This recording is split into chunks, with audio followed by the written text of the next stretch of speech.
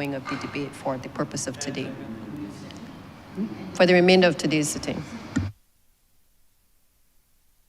The question is that standing order 67.3 be suspended for the remainder of the day sitting.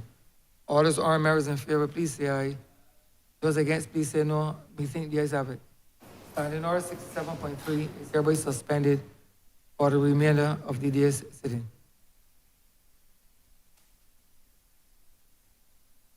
Government business is the order of the day. Yeah, revert. Prior to the suspension on Friday afternoon, this honorable chamber was in standing finance committee. We resume standing finance committee.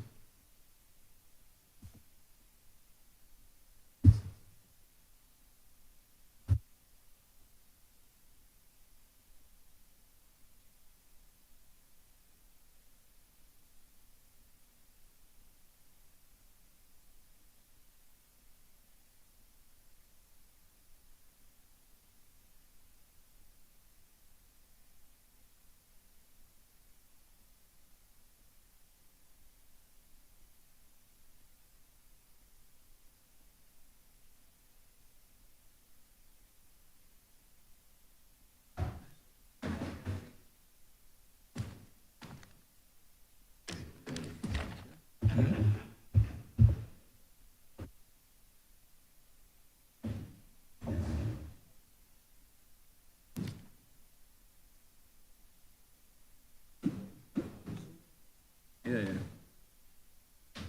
At 27.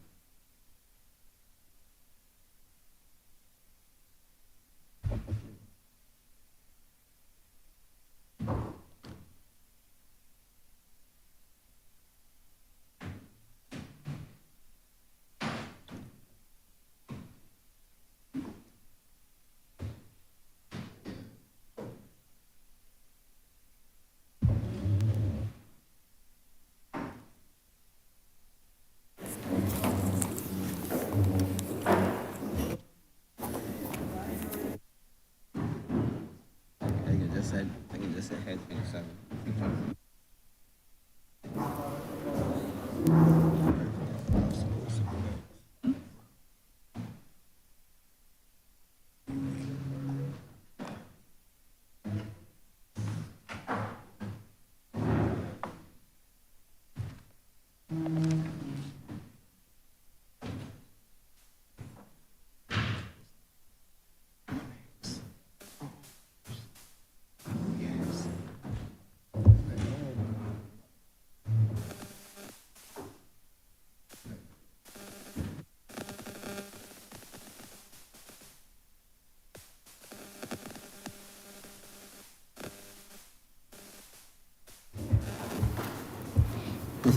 Mr. Chairman, this is now in standing finance committee. We resume with head 27, honorable member for St. James North.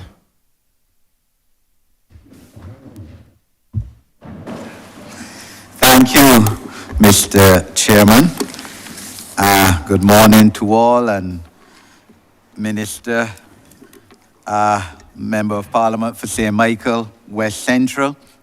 Welcome to your team as well here. And I wish first to commend your ministry, Minister, Honourable Minister, and to especially commend the initiative of a completely new fish market, renovation of the Millie Eiffel Fish Market in Western St. James, one of the hearts of my constituency.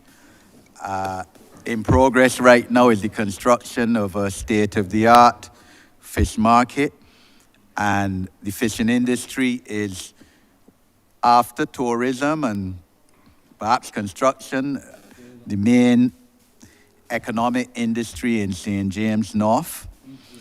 I believe the cost of it is, the overall cost is going to be $2.7 million. It is very much disabilities friendly, of course, we would have made sure that it is. It has bathroom facilities, changing room facilities for persons with disabilities, disability access, and I believe, Minister, and you can correct me if I'm wrong, or your Port Authority CEO, that it is to be completed in June 2024, June this year, in other words, in 3 months' time. And I would like to know, on behalf of my constituents, whether we are still on course for that. Occasionally I visit myself, and I am assured that it is coming on well, but would just like to know if this deadline in the middle of the year, this year, is still on. My second comment before I ask the question is the need for enhanced community tourism. I know the Honourable Deputy Prime Minister, Leader of Government Business, referenced this issue on Friday. I certainly support it. St. James North, my constituency, is one of the main tourist belt constituencies. And I am fully aware of the importance of the tourist industry to my constituents. That was never demonstrated more than during COVID, when I estimate that 85% of the households in my constituency were affected through loss of employment during COVID because of the virtual shutting down of our tourism and hospitality and entertainment industries. But, Minister, I am of the view that enough tourist dollars that come into Barbados are not spent within the communities, or it doesn't reach our communities. I believe, quite honestly, that perhaps not enough foreign exchange from tourism comes into Barbados in the first place, because, as I understand it, still a lot of the tourists pay for their holidays overseas, and monies may only be transferred as needed to the hotels that are owned to a large degree by foreign interests, when they need, obviously, to pay salaries and to do maintenance, etc. So I'm one of the strong believers, and I would like to see more tourist dollars, more foreign exchange going down into my communities for the benefit of people. And I believe, certainly from my experience too as a tourist, and I've been to, 1/3 of the countries in the world, that there are many tourists who would like a more local experience, to go into the communities, the districts, see how people live daily, see how to play road tennis, to drink coconut water, cut the coconut water. And I'm here calling for more direct benefits to our communities. Honourable Member, I'm calling for the direct benefit of you. Of me asking a question. Yes, sir. With the thrust of our country and other CARICOM countries towards doing greater business with the African continent, Minister, what is the possibility of us having direct flights from Barbados to the African continent within the foreseeable future? Thank you for your indulgence, Honourable Chairman. Thank you, Honourable Member, and thanks for the kind remarks on behalf of the Ministry's team. You are correct that the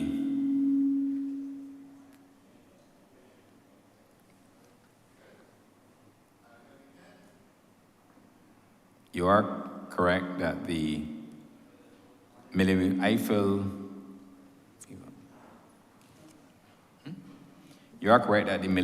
Eiffel Fish Market is due for completion June of this year. I have been advised that construction is going well there, and I'm sure, since you visit the site very often, that you'll be very pleased with the construction to date. It is estimated to cost us $3 million, and we are still within that figure of $3 million. The important thing is that the build-out of the fish market will also have some kiosks at that location. And it's all part, and this is for the benefit not only of members of this honorable chamber, but for the benefit of the people of Barbados, that the works undertaken, this $3 million upgrade, which will be a new bill, frankly, is part of the port's corporate social responsibility program. That is an opportunity that the port gives back some of its profits to the community. You will also recall that the port would have completed a fire station at the Bridgetown port, not for the exclusive use of the port, but for the Bridgetown and its environs within a surrounding radius. So we have to, of course, thank the port for staying true to their corporate responsibility and assisting us in this build-out. In addition to that, honorable member, you're quite right. Community tourism is a feature of sustainable tourism. And for that reason, it is envisaged that the kiosk that we have there would be an opportunity to bring the community alive. Of course, you would have heard last Friday when we met here about initiatives to be undertaken, including allowing visitors to experience fish boning and the other characteristics of that sector. But it's also important for us to ensure that when we have new initiatives like the William Eiffel Fish Market, once completed, to create a wonderful opportunity where visitors and locals alike can go and have some entertainment and also eat some fresh fish, have it grilled or have it pan-fried, however they like it prepared. So I think that we are moving in the right direction. Of course, once the fish market is completed, it will be a wonderful opportunity for the BTMI to get in there as well as to assist and to encourage the communities, as I've indicated last Friday, to build out community tourism. With respect to, and I might also add, that is not only the kiosks that we are building at Weston in St. James, we are also going to be constructing kiosks at Pile Bay. And again, it has the same focus. It's not only building out a new facility for fisher folk and others who work in that area, but it's also about creating another visitor experience or a guest experience, as we refer to it, at Pile Bay. So we will have an extension of what you're realizing across Barbados in respect of kiosks. With respect to the question, not enough foreign exchange coming to Barbados, I perhaps might have a view, only because I've spent close to 30 years within the hospitality sector. But I do say that when there are business hotel companies, especially those who borrow from the banks or banking institutions or any other financial institution, they usually covenants associated with loans that are given. And oftentimes a covenant would position the borrower to ensure that all currency is held in accounts in Barbados, whether it be a local denominated account or foreign exchange account. Obviously, hotels will have their operating expenses that they have to fund. But all I can say to that question is that as long as we are realizing growth, there are other opportunities and mechanisms, I'm sure, that the Ministry of Finance and Economic Affairs could also review in order to ascertain and to answer your question in more detail. But I can only tell you from my years within the industry what obtains within especially a publicly traded company. Thank you.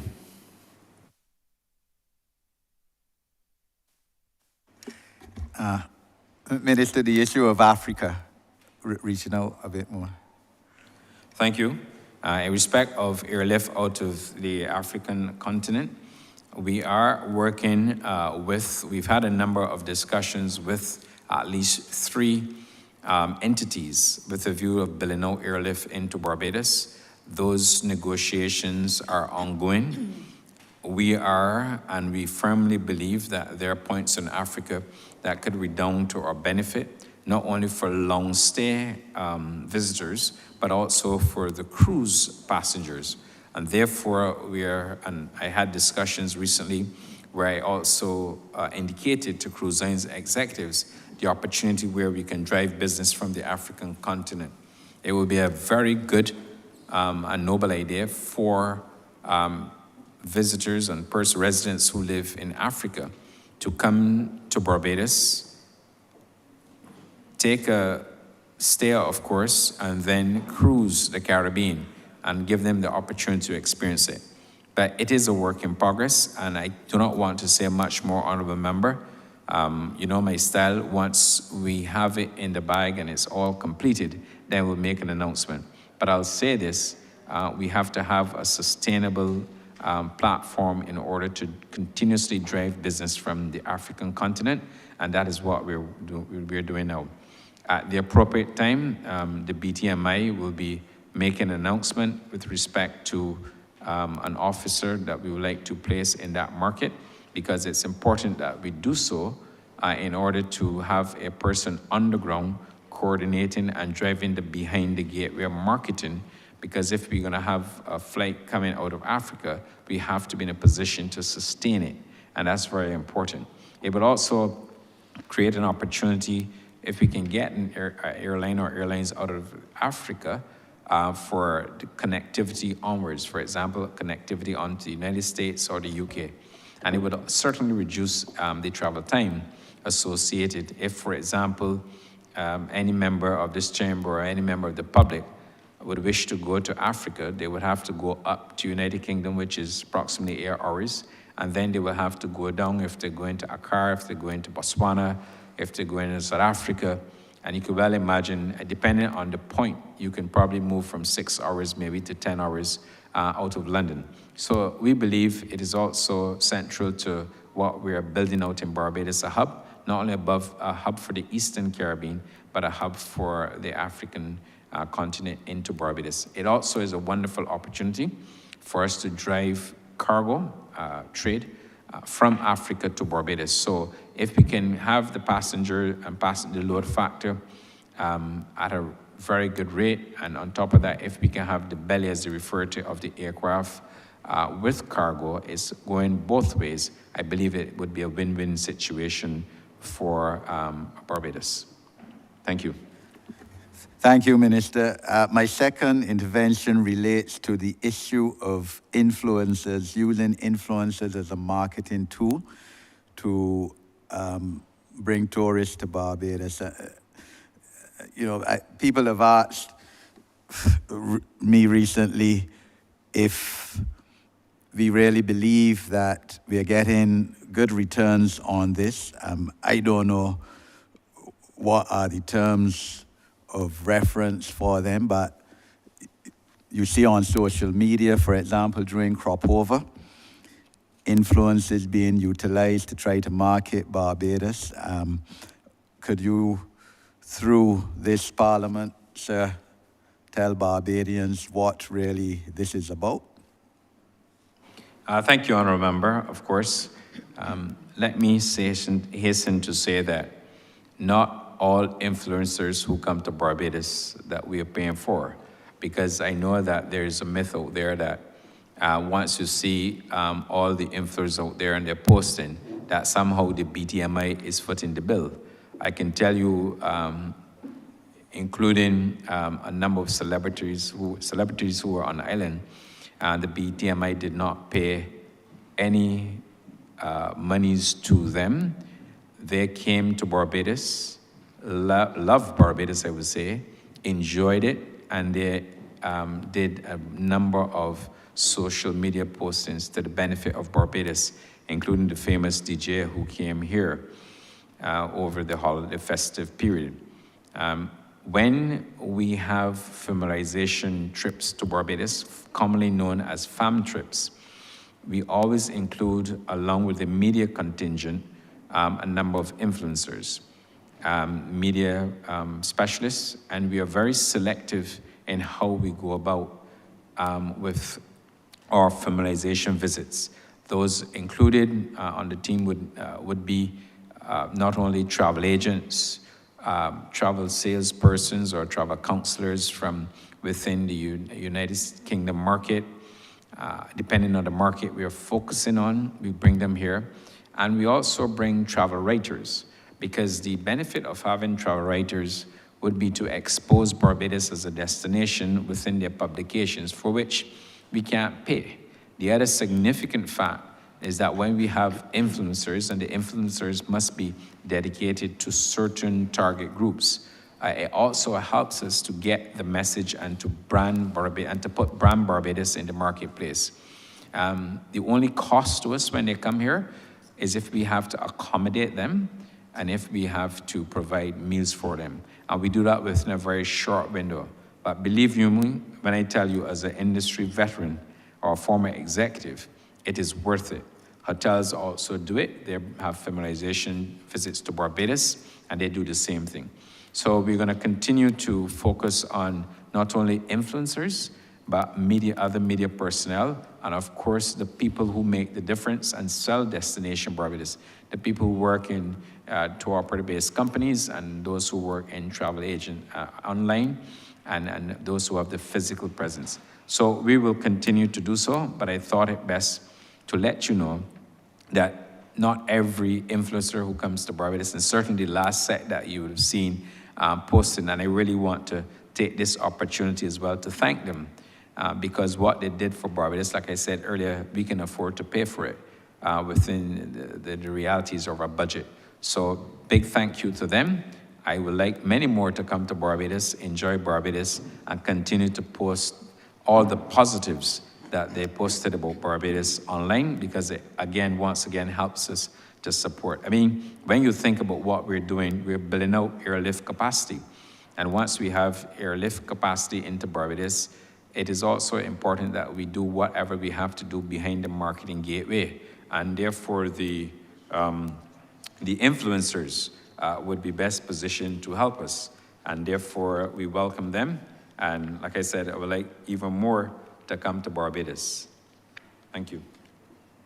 Thank you for that clarification, Honourable Minister.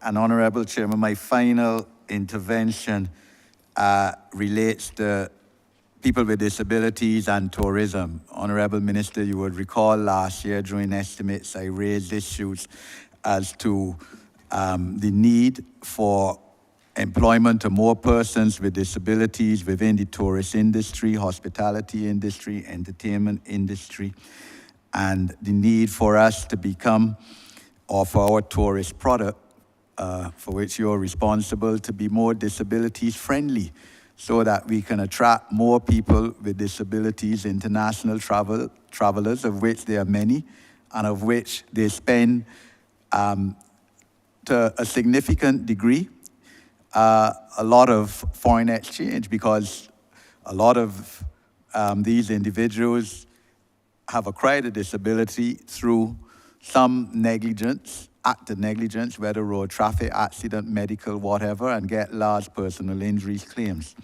And if, sir, you can give a report on what progress may have been made in this regard since last year when we discussed this issue during the estimates debate.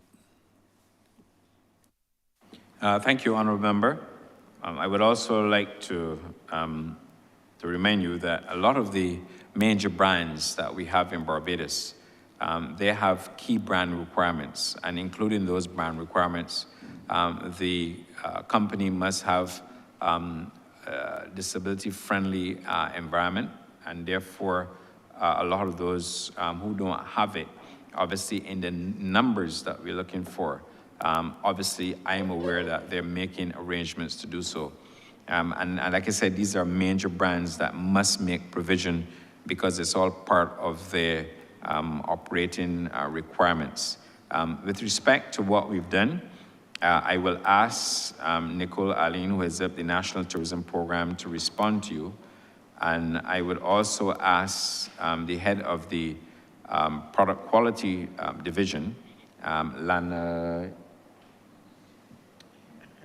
Harewood, sorry, I was trying to, apologies, Lana Harewood, to also give you an update, because we have a bill which is pending the tourist accommodation bill.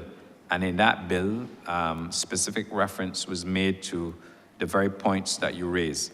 I will ask first Nicole Aline to speak, who can speak to a lot of the improvements in respect of sidewalks and everything that the Senior Minister responsible for infrastructure is acutely aware of and who perhaps will help us, as well as Lana Hayward, who will address the matter.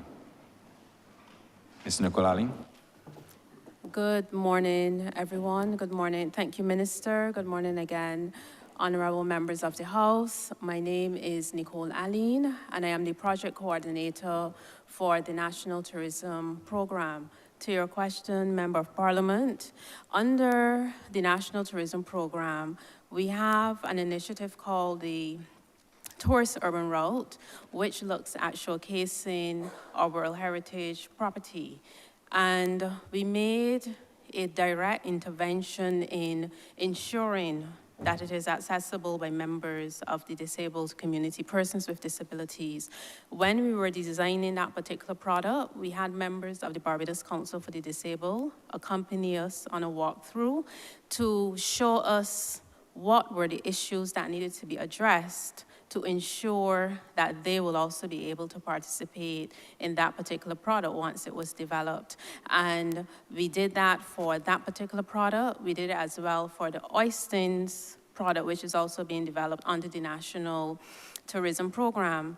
And more recently, when we held the town hall meeting that discussed the work we're doing at the museum, coming out of that meeting, we had a separate discussion with the Barbados Council for the Disabled to make sure that the requirements and the areas that they're required to be addressed were part and parcel of the design of that facility before we move forward to the tender stage, which is where we are right now. So we have made direct interventions to ensure that that National Tourism Program takes account of the community of persons with disabilities. And it is also in due recognition, I might add, if I can take this opportunity to say that, of the fact that our returning visitors are of the silver market, and they also have mobility issues. And as we go forward, when we had a discussion last Friday, we discussed additional attractions coming online and what we were doing. And we certainly need to make sure that those attractions are in recognition of the demographic that that are coming to Barbados and the issues they're facing, and to make sure that they can participate in our product. So it is also as a result of the demographic that is coming to visit here in Barbados. So those are some of the initiatives, Member of Parliament, that we have taken, some of the steps we've taken to ensure that we accommodate all persons, and we truly are developing an all-inclusive tourism product. Thank you. I'll ask Lana Hayward to speak to the matter as well. Good morning, Chair and honorable members of the House. My name, Lana Hayward, Manager, Product Quality, Barbados Tourism Product Authority. Yes, to answer your question, last year we would have indicated the new tourist accommodation bill will be all-inclusive to all persons. That bill right now is with the Chief Parliamentary Council, and it does take into account 20 designators, which the hoteliers can apply for. These designators will highlight prominent features of the establishment. And one of the designators is universal access. And within the bill, the universal access will take into account the international universal access criteria, as well as our national universal access criteria. So the tourism accommodation providers can go internationally or nationally for this designator. So we have taken this very seriously, and we are also encouraging regular tourist accommodation providers right now, as we do our inspections, to consider adapting their properties to incorporate differently able persons on every regard. Thank you. And Honourable Member, just to your point, I will ask the Chair of the BTMI to just come in on the issue of additional activities for the African market. Chair? Ms. Shelley Williams. Thank you, Minister. Good morning, Chair, and good morning, honorable members. My name is Shelley Williams, the Chair of the Barbados Tourism Marketing, Inc. We are very engaged when it comes to Africa. For the first time this year, we will be attending the WTM Africa that's going to be held in South Africa in April. Traditionally, we go to WTM in London, we go to it in Brazil for LATAM to build out the Latin American market.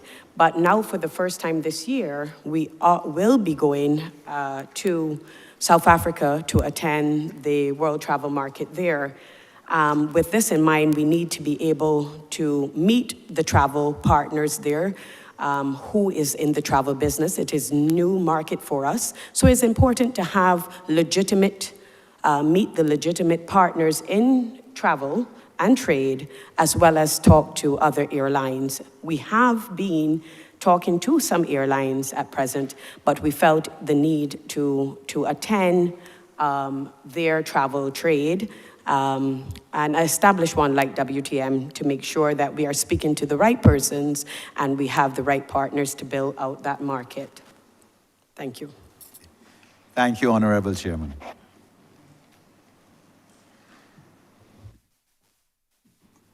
Thank you, Honourable Member. Honourable Member for Christchurch South. Thank you, Mr. Chairman of Committees, and good morning. Good morning, Minister and your team. Perhaps we should all feel some pleasure that by now we have established that this is an exercise in which government agrees to account for all of its activities, certainly to this Parliament. And since this is broadcast to the public, it should feel that sense of accountability to the public as well. And if that is the intent and if that is the spirit in which we proceed, please permit me to ask the following questions so that the public and this Parliament may be well informed as to the activities of government. I want to focus on the question of investment, tourism investment, and more particularly on this occasion, investment into hotel development. Now, I know you're aware, Honourable Member, that when the government took office, there was a stated plan to develop that area from Needham's, I think at the time it was said, down to Pelican. That's close to the Bridgetown port. And what I will do now, I will name some of the projects along that corridor which were meant to receive attention in terms of hotel development, and ask you, Minister, to issue a report card to this Parliament and to the people of Barbados as to that proposal so well articulated at the time. Now, this proposal began at Needham's. That is the area for the sake of Barbadians in the immediate area of the Hilton, the well-known Hilton Hotel. I believe I am obligated to state a professional interest, a private professional interest in that area of Needham's, where Mobile used to be located. As far as I'm aware, it is still unresolved, and hopefully government will find it possible to resolve that matter soon, since the matter needs to be resolved if there's to be any physical tourism hotel development in that area. So I do declare that interest, that private professional interest. And so I will name those areas that stretch from the Hilton, Needham's area down to the Bridgetown Port and give you, Minister, the opportunity to issue that report card to the people of Barbados. So there's Needham's, the former Mobile refinery site. Then we come down Bay Street. As we know, there has been much publicity given to the matter of Savvy. This is opposite, I think, Gemmett's Lane. I think the people of Barbados, who seem well invested, not financially, but well invested in visitations to that area has been over the years a very popular destination for the residents of Bridgetown. And therefore, the people of Barbados would want to know what is government's proposal in relation not to disclose the arrangements between the owner of that property and government, not to disclose that, but to give an overview to the public of Barbados as to what is happening there. The other area, and we're coming down Bay Street, the other area is Hyatt.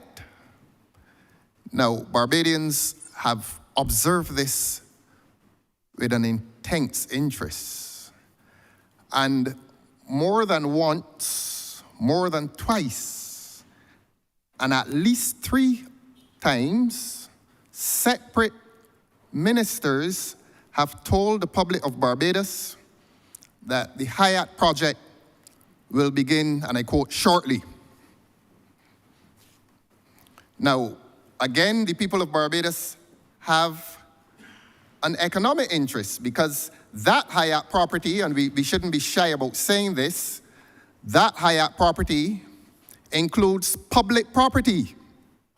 Certainly the area, I think, where the Harbour Police Station used to be located, and since government proceeded to invoke the Compulsory Land Acquisition Act to acquire private property that I suppose would be considered public property, so that the public must feel invested in this issue of Hyatt. What is going on? When will it happen? Have we used Parliament to acquire private lands for a public purpose? It must be stated. And yet that public purpose has not come to fruition many months, years after. So please place that within the report card for the sake of the public. Then we come to the Pierhead. Again, these are not questions intended to meet. These are not hostile questions. These are questions being asked on behalf of a public that wishes to know how government is spending government's money, a public that wants to know the direction in which this country's physical development plan is going insofar as it relates to tourism, insofar as it relates to hotel development, so that the Pierhead, whatever is the state of the work, proposed or active or actual, please tell the public what is happening there.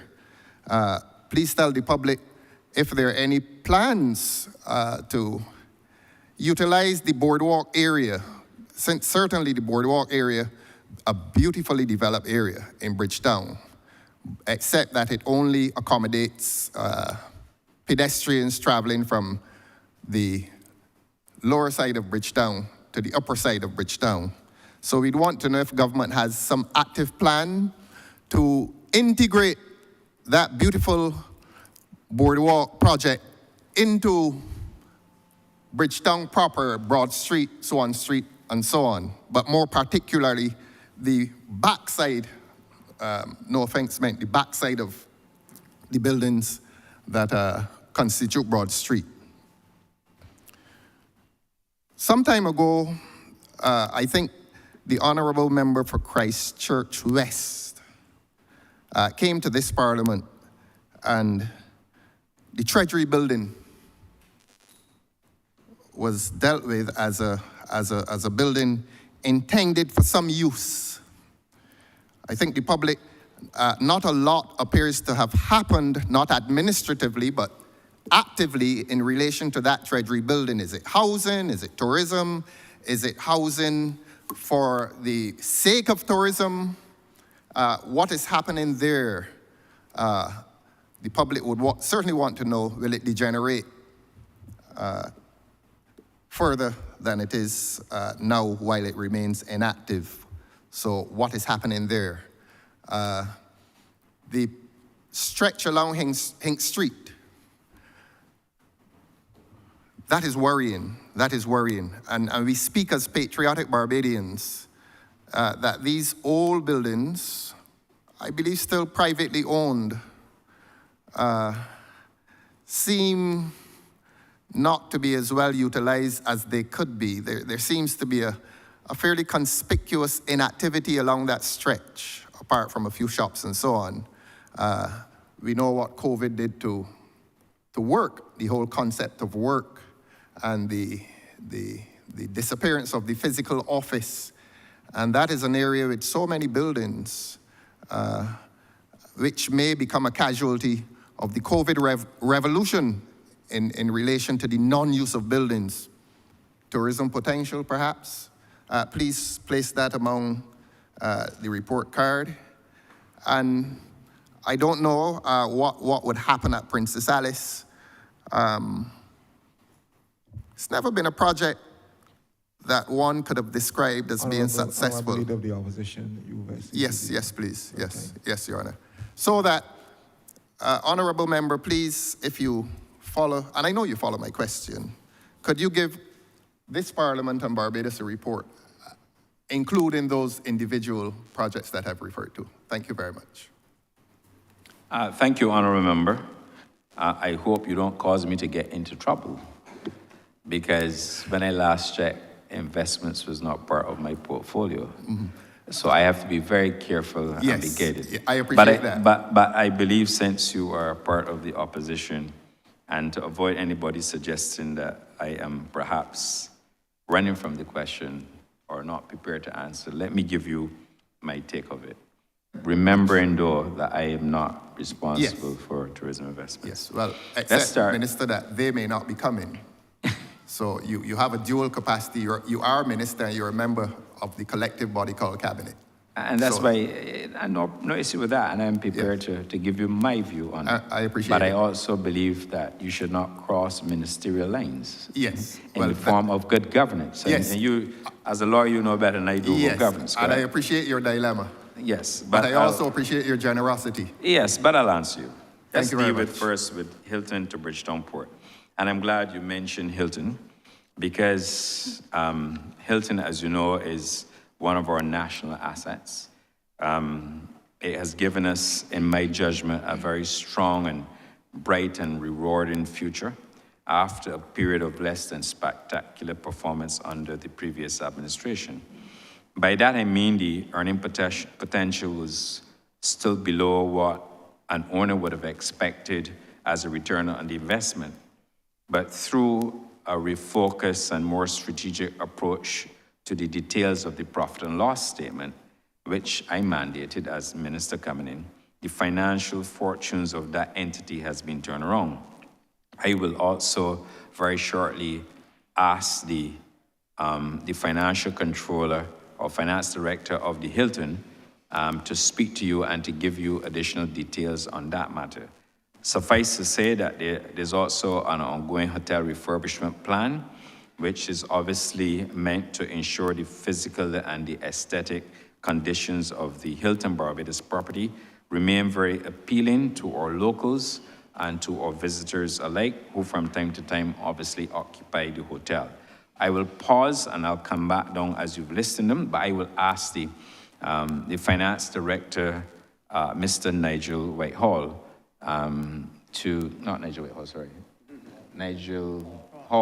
Nigel Hall, to give you a cursory overview of the financial success of the Barbados Hilton. Mr. Hall. Thank you. Thank you, Minister. Mr. Chairman, members of Parliament, Mr. Leader of Opposition, Nigel Hall, Financial Controller, Needles Point Holdings. I think we are proud to report that, especially since the impact of COVID, we have seen significant improvement in the returns and the operations of the Barbados Hilton, and certainly the holding company for the Hilton Needles Point Holdings. Coming out of the COVID pandemic, we witnessed a significant fall off in business activity, as all the country would recognize during that period of time. Since that time, we've seen significant growth. We've been talking about recovery. I believe that what we have witnessed is a significant recovery from the COVID period. Although we were never fully shut down at that point in time, we have seen occupancies rise from the 30s, 40s, the 70s, and now we are projecting that they will fall just short of the 80s as an average year-round occupancy for the property. In addition to that, the government earns from the Hilton arrangement a return they call the owner's return. And that return is basically net profit that we get from the operations of the hotel. Coming out of COVID, we were witnessing no returns, because you would understand that with COVID and reduced revenues that we were not profitable at that point in time. But since that time, we've seen a return that has grown to what we were achieving before 2019 when the pandemic started. So in just 2 short years, 3 years, I would say, we've seen a complete recovery and a growth of that return to exceed what it was before the pandemic started. Additionally, as a company that owns the property and manages it, we've seen also a significant turnaround in the fortunes. So we were able to move from a loss during COVID, and now we have been able to receive a profit in excess of $9 million for 2023, and it's projected that as we go into the next financial year, that profit will grow to $10 million and possibly exceeding. So I think it paints a picture that shows that the Hilton operation and Needles Point Holdings has been a success story for the government of Barbados. We were able to maintain employment levels during that period. So not only were we financially profitable, but we were able also to maintain employment for the many workers who fortunate enough to be employed at that location. So I think that gives a short summary of how we've been able to perform. And thank you very much for that, Mr. Hall. And the picture that obviously we have to paint is that, one, we've benefited from increased occupancy. And once you benefit from increased occupancy, once you have the right rates, obviously your RevPAR would have increased.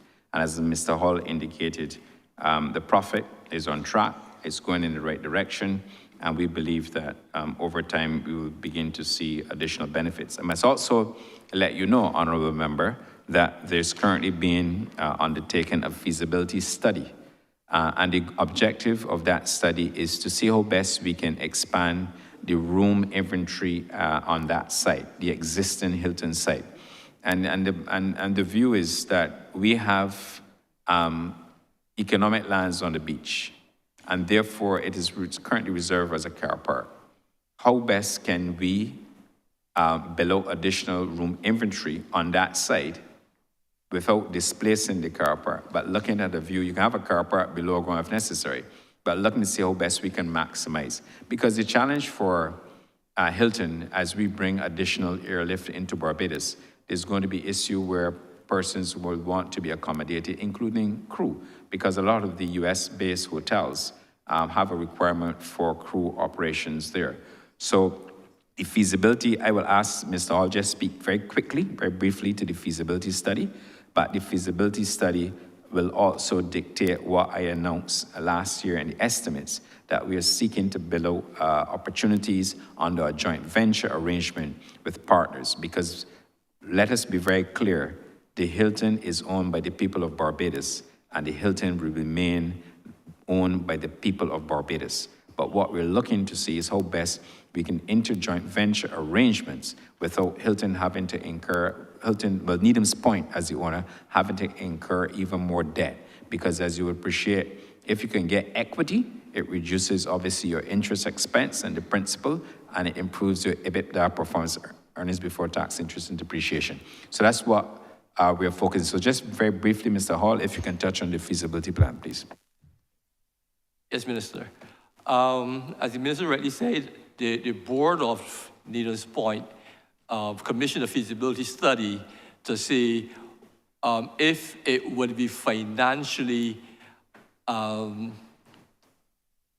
if it would make sense to expand the operations of the hotel on the grounds currently owned by the property.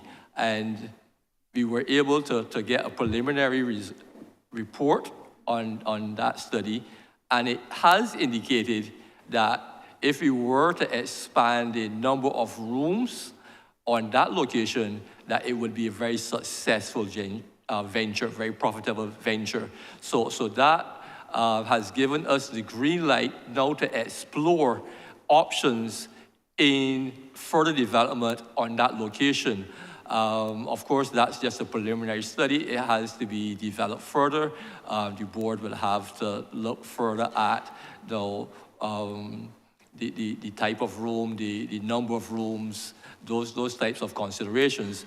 But that report has given the green light because it shows that it would be a very profitable and desirable outcome, even in the face of upcoming competition in the area and further afield across the island. So that is now being given further consideration, and I believe that more information will come on that as development continues. Thank you very much, Mr. Hall. And just moving on to your question, Honourable Leader of the Opposition, in respect of the Needham's Point, the existing site there where you the former mobile site, or the site that houses the mobile refinery, I am aware that the senior minister and minister responsible for infrastructure is working very closely with the Needham's Point holding company in order to clean up the site and to ensure that once the site is cleaned up, we can create additional investment opportunities. There's also additional lands there. And again, those lands are earmarked for part of it, which is held by a private owner. And we are seeking to see how best we can develop another property, not by central government, but obviously on lands there that in part owned by a private owner, and also those in conjunction with lands currently owned by the government of Barbados. As we move to Savvy on the beach in Bay Street, I do not believe I have a right to speak to that. I believe it's before the law courts, and you as a lawyer will guide me if you wish, that I should not, I believe it's sub judice, the matter is sub judice, I believe that's a legal term they use, and therefore I would reserve, I prefer not to speak to that matter. Appreciate it. In respect of the Hyatt lands there, of course, there is an investment plan that should be ready to ensure that the build of that facility, which is really needed in Bridgetown, to help give Bridgetown additional lift. I would defer to the minister responsible for infrastructure. But what I would, senior minister responsible for infrastructure. Which minister is that, please? The- Responsible for infrastructure? For infrastructure. Who is that, please? The Honourable Member for Christchurch West, please. Thank you very much. But I'm sure that he's more than capable to give you an answer on that matter. But the issue is that, like you know, when you have to conclude contractual relationships and obligations, they do take some time. And oftentimes, you know, you have to ensure that the conveyance is done. You have to ensure that you have the bank financing in place. You have to make sure that all the equity partners are aligned. And I believe those things are being worked on. In respect of the Pierhead project, that is a private project. I can't comment any further on that, except to say that there are plans that are well advanced. They are properly designed. The owner of the real estate is known to Barbados, and of course, will be, based on what plans have been shared, that will become a spectacular project. You will note, for example, that a lot of the boating community would have been relocated from that area to the opposite side of the cruisage to facilitate the engineering works that are ongoing. So suffice to say that there is, of course, engineering works and other works that are ongoing in order to realize that project, which I know will come through. In respect of the Treasury building, Barbados, as you would have heard in this Parliament, would have had an urban renewal program. We would have discussed it in here under the Barbados Labour Party. And the urban renewal program, for which the Barbados Labour Party has been known for over the years, as well as investments and development within the hotel sector. Those plans are ongoing with a view to see how best, when we re-engineer urban areas in Bridgetown, we'll be able to project a wonderful fit. You can see, for example, what we've done in respect of National Hero Square Park and other projects in order to lift Bridgetown up. In respect of Hink Street, a lot of that land, if not all, is owned by private holders. I do agree with you that it needs a lift. I do not believe that it should be boarded up. And therefore, obviously through moral suasion, we would have to encourage the owners of private property in that general vicinity to build out additional or to refurbish if they wish to. But I'm also aware that there are interests in respect of the building on Hink Street and what can be done to build out iconic Bridgetown. In respect of Princess Alice Highway, a lot of that land going, if you're leaving Bridgetown on the left, heading to the Bridgetown port, short of the fish market, a lot of that, and the abattoir, where BADMC is located, and the fisheries complex, you know, it's private land.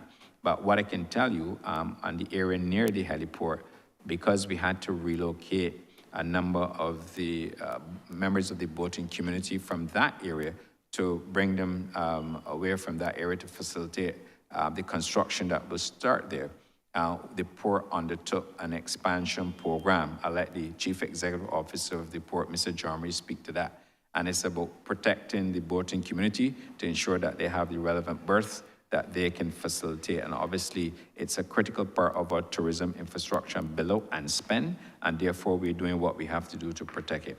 Obviously, the window to the sea, as we often refer to open lands, famously known as Travis Way, remain an ideal spot for visitors when they come to Barbados to take pictures. You would have seen what the National Conservation Commission continues to do there as part of the National Tourism Program and other works that we have planned there for other facilities to be built out.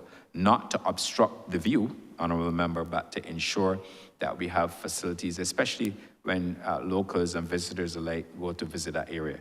As you go into the Bridgetown port, you would have heard earlier, a lot of the works that we're undertaking at the port in respect of berth 6, they build out there to have additional berth for cargo, and when it's not in use for cargo, to have additional facilities for the cruise ships that we're bringing here in our huge numbers. So along that way, we can see, obviously, Pelican, you would have seen it has been repainted.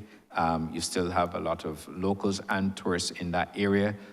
You have the art gallery, you have the handicraft, you have other, including restaurants and so on, serving local dishes.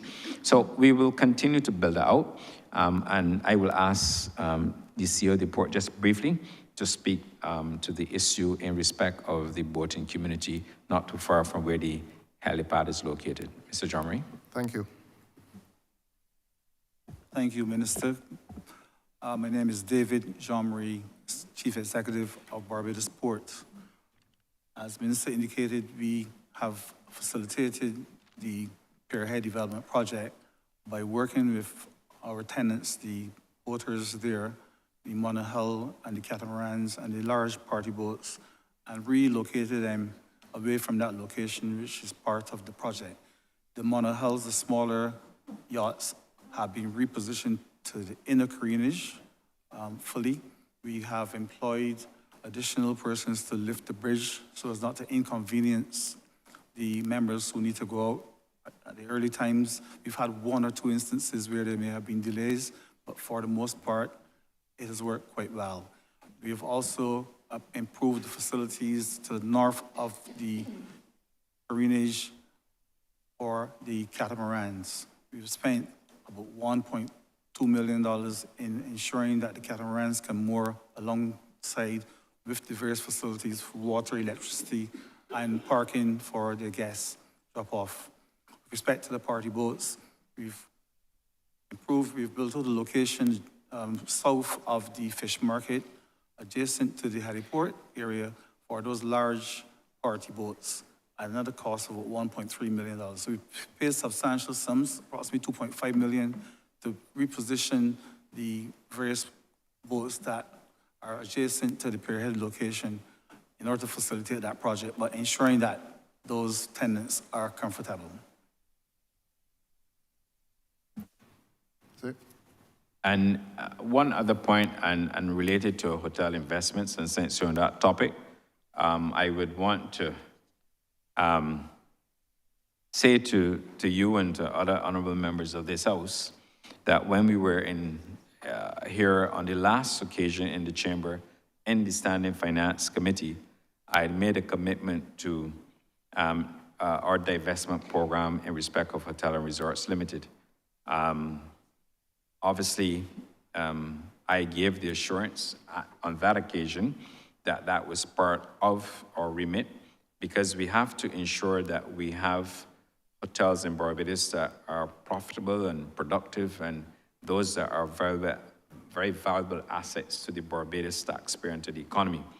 And I am pleased to inform that of certain very encouraging developments in respect of the respective properties owned by Hotel and Resorts Limited. In the case of the Savannah Hotel, the board of directors, pursuant to our mandate, they have agreed to sell the property to the highest bidder. There was obviously a process that they have followed, and that will be disposed of. Of course, at the appropriate time, I will give the country a fuller update in respect to who won the bid and how much they're going to pay for the property in respect of full disclosure. Of course, in transactions like these, you would respect investor confidence to the point, but I give the House the assurance that we will be communicating via the appropriate media or divestment of that particular project. The other issue that I would like to draw to your attention to is the second property within the Hotel and Resorts Limited portfolio, Blue Horizon. As I speak, there are requests for proposals being submitted. Once those requests are evaluated by the board, and the board submits a recommendation to the ministry, obviously that will be given due consideration. I thought I would use this opportunity, honorable member, to give you an update in respect of what we have planned. It is not a secret because I said it on the floor, as I indicated last time we were here in the Standing Finance Committee, that we were going to divest. I am pleased to report that we've accomplished 50% of that mission, and the remaining 50 shall be completed, I dare say, within a month, month and a half, once the bids have been properly evaluated and the recommendations submitted to the ministry. I want to go back to the Chief Executive Officer of the port. I would like him to elaborate on the shadow draft facility and the shadow draft project being currently undertaken at the Bridgetown Port. Mr. Jarmy. Thank you, Minister. When we reported here last, we said that the shallow draft project was 50% completed. It is approximately 95% now. This project will see an expansion in the availability of berths for pleasure craft, additional 50, including 10 for large vessels, 60 feet long by 20 feet wide. We are also, this project should be completed by May, June this year. There is also a mini mart, which is substantially completed, as well as efficient facilities for those persons who play their trade at the sand pit. I should mention the berthing fees. This project was a $40 million project.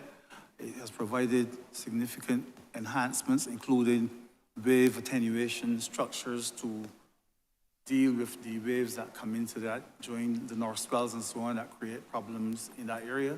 That was a substantial cost. We've also relocated the facilities for the inter-island schooners that play their trade from St. Vincent and St. Lucia every week, bringing fruit and vegetables. There was, you may recall, a serious accident in the area where one lost control a couple of years ago, smashed into a catamaran and caused substantial damage.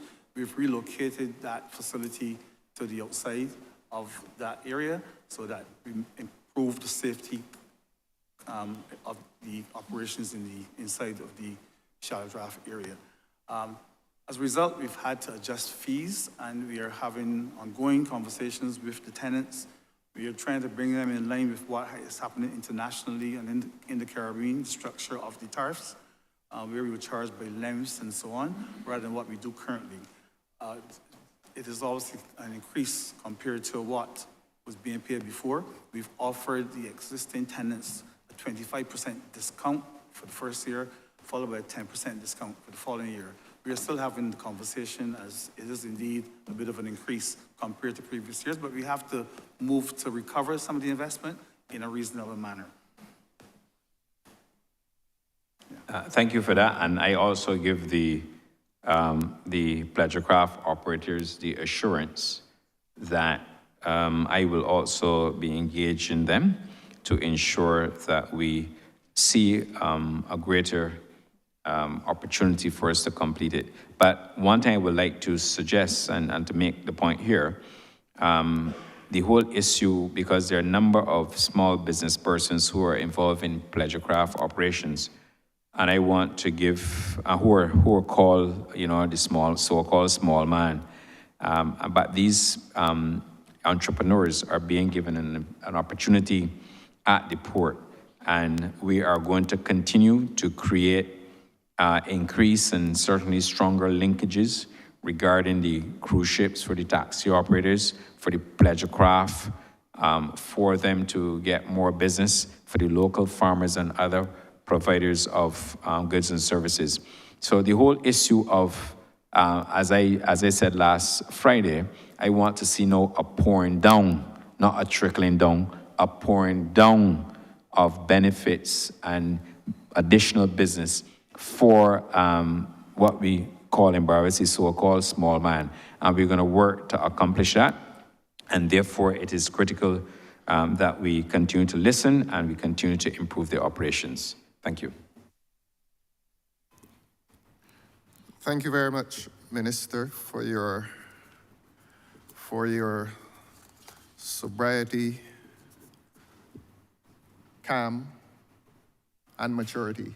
I commend you for your approach to answering questions. And I feel certain that the Honourable Member for Christchurch West will at some opportune time speak where you were silent, certainly in relation to Hyatt. That is a project that holds the curiosity of Barbadians. So at some point, I know the member for Christchurch West is equal in sobriety, calm, and maturity, and that he will deal with that. I had thought to defer this question, but I will do now. Another member went to the issue of social media. And Minister, I want to say to you that there are at least 2 videos, I've seen 2 of them, on social media. And they speak very grandly as to these projects that the videos say either are ongoing in Barbados or pending in Barbados. Certainly within your portfolio, one speaks of multi-millions of dollars to be spent on a railway from the port, from the seaport to the airport. And quite appropriately, your good colleague from Christchurch West erupts into laughter. His laughter may be based on his own personal knowledge as to the veracity of these videos. But I may say to you that people are curious. As Barbadians, we are curious from whence have come these ideas and to where do these ideas go. My simple question is this: is government aware that these videos exist, speaking for and on behalf and in the name of government? And if government is so aware, is government responsible in some way?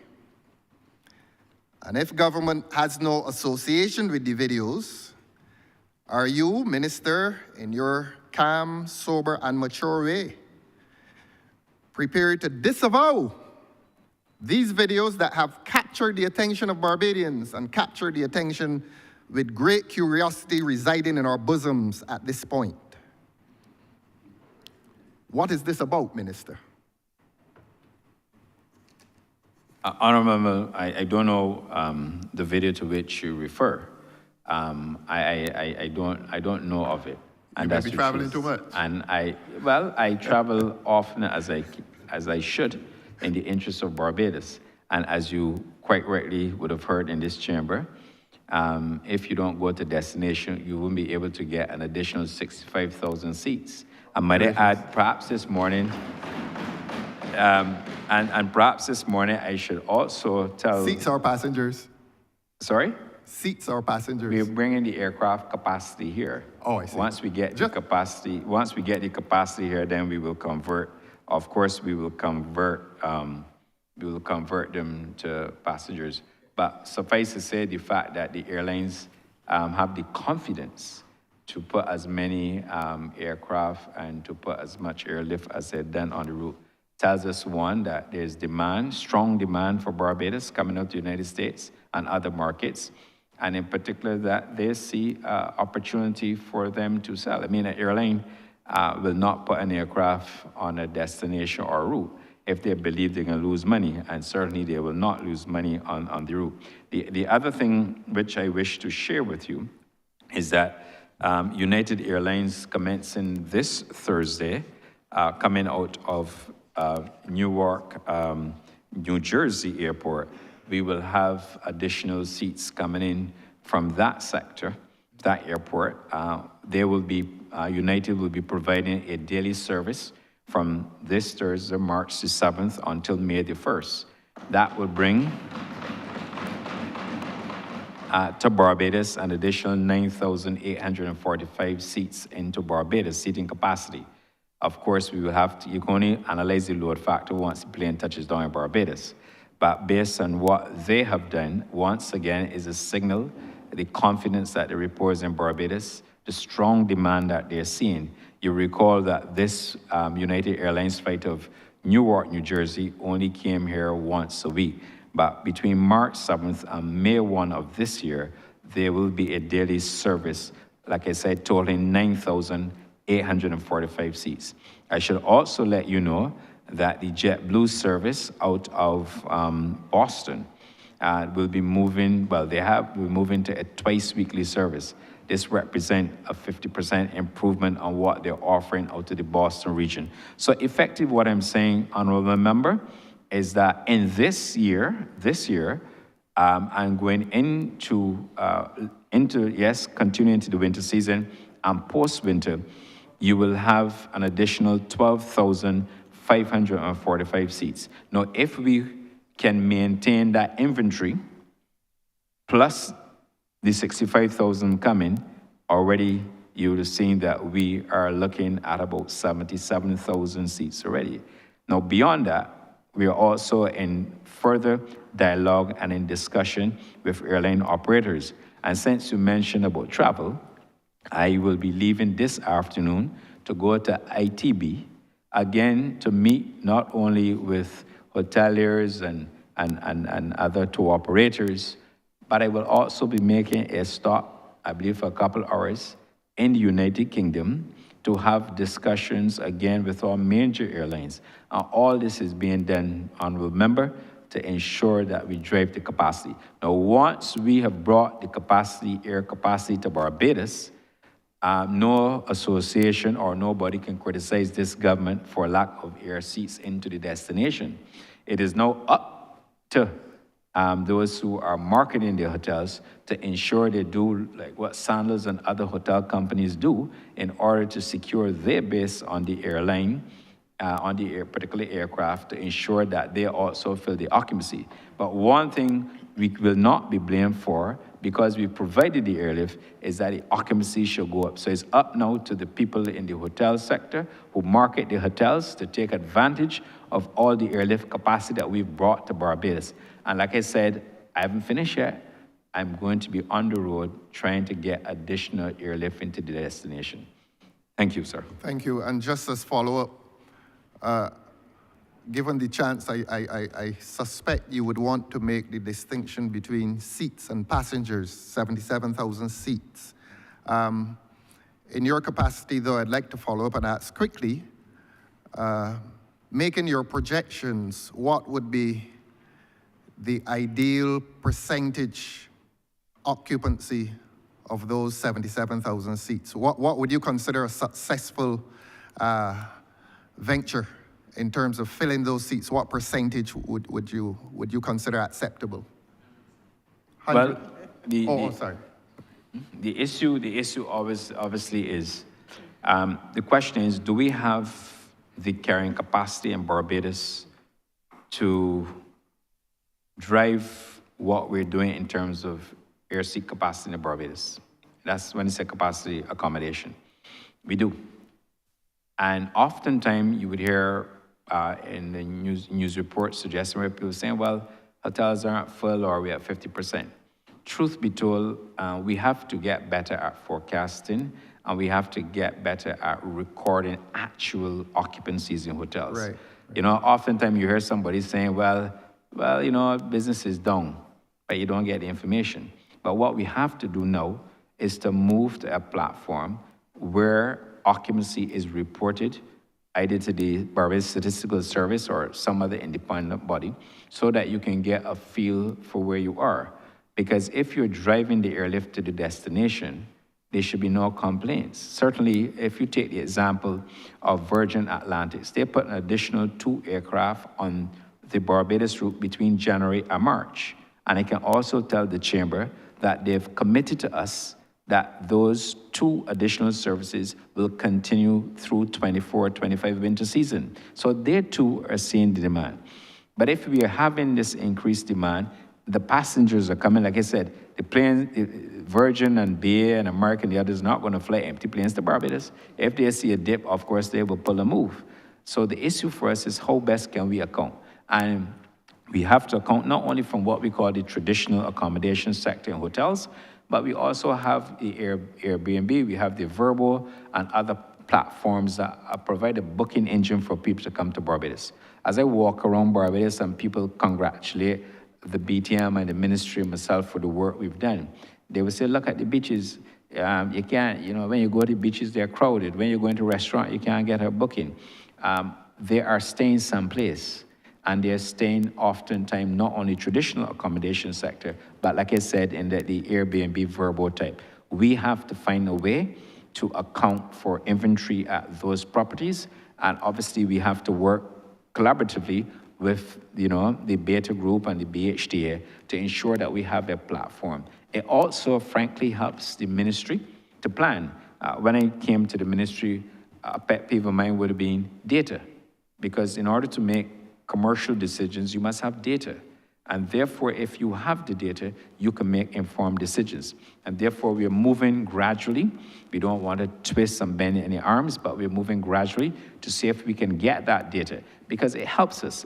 If we know, for example, what is the booking pace like and the forward bookings in the hotel sector, or generally in the accommodation sector, it could then help me as a minister work with the ministry's team and the BTMA to say, okay, this is an area, looks a bit soft, it's not pacing as we would like. Let's do a targeted marketing intervention in this area or in these markets to drive additional business to Barbados. Or let's put a package of incentives working with the accommodation sector to drive business to the destination. And that's what we have to do. But we are working on it, like I said, and it's an opportunity for us to make good on what we have. Thank you.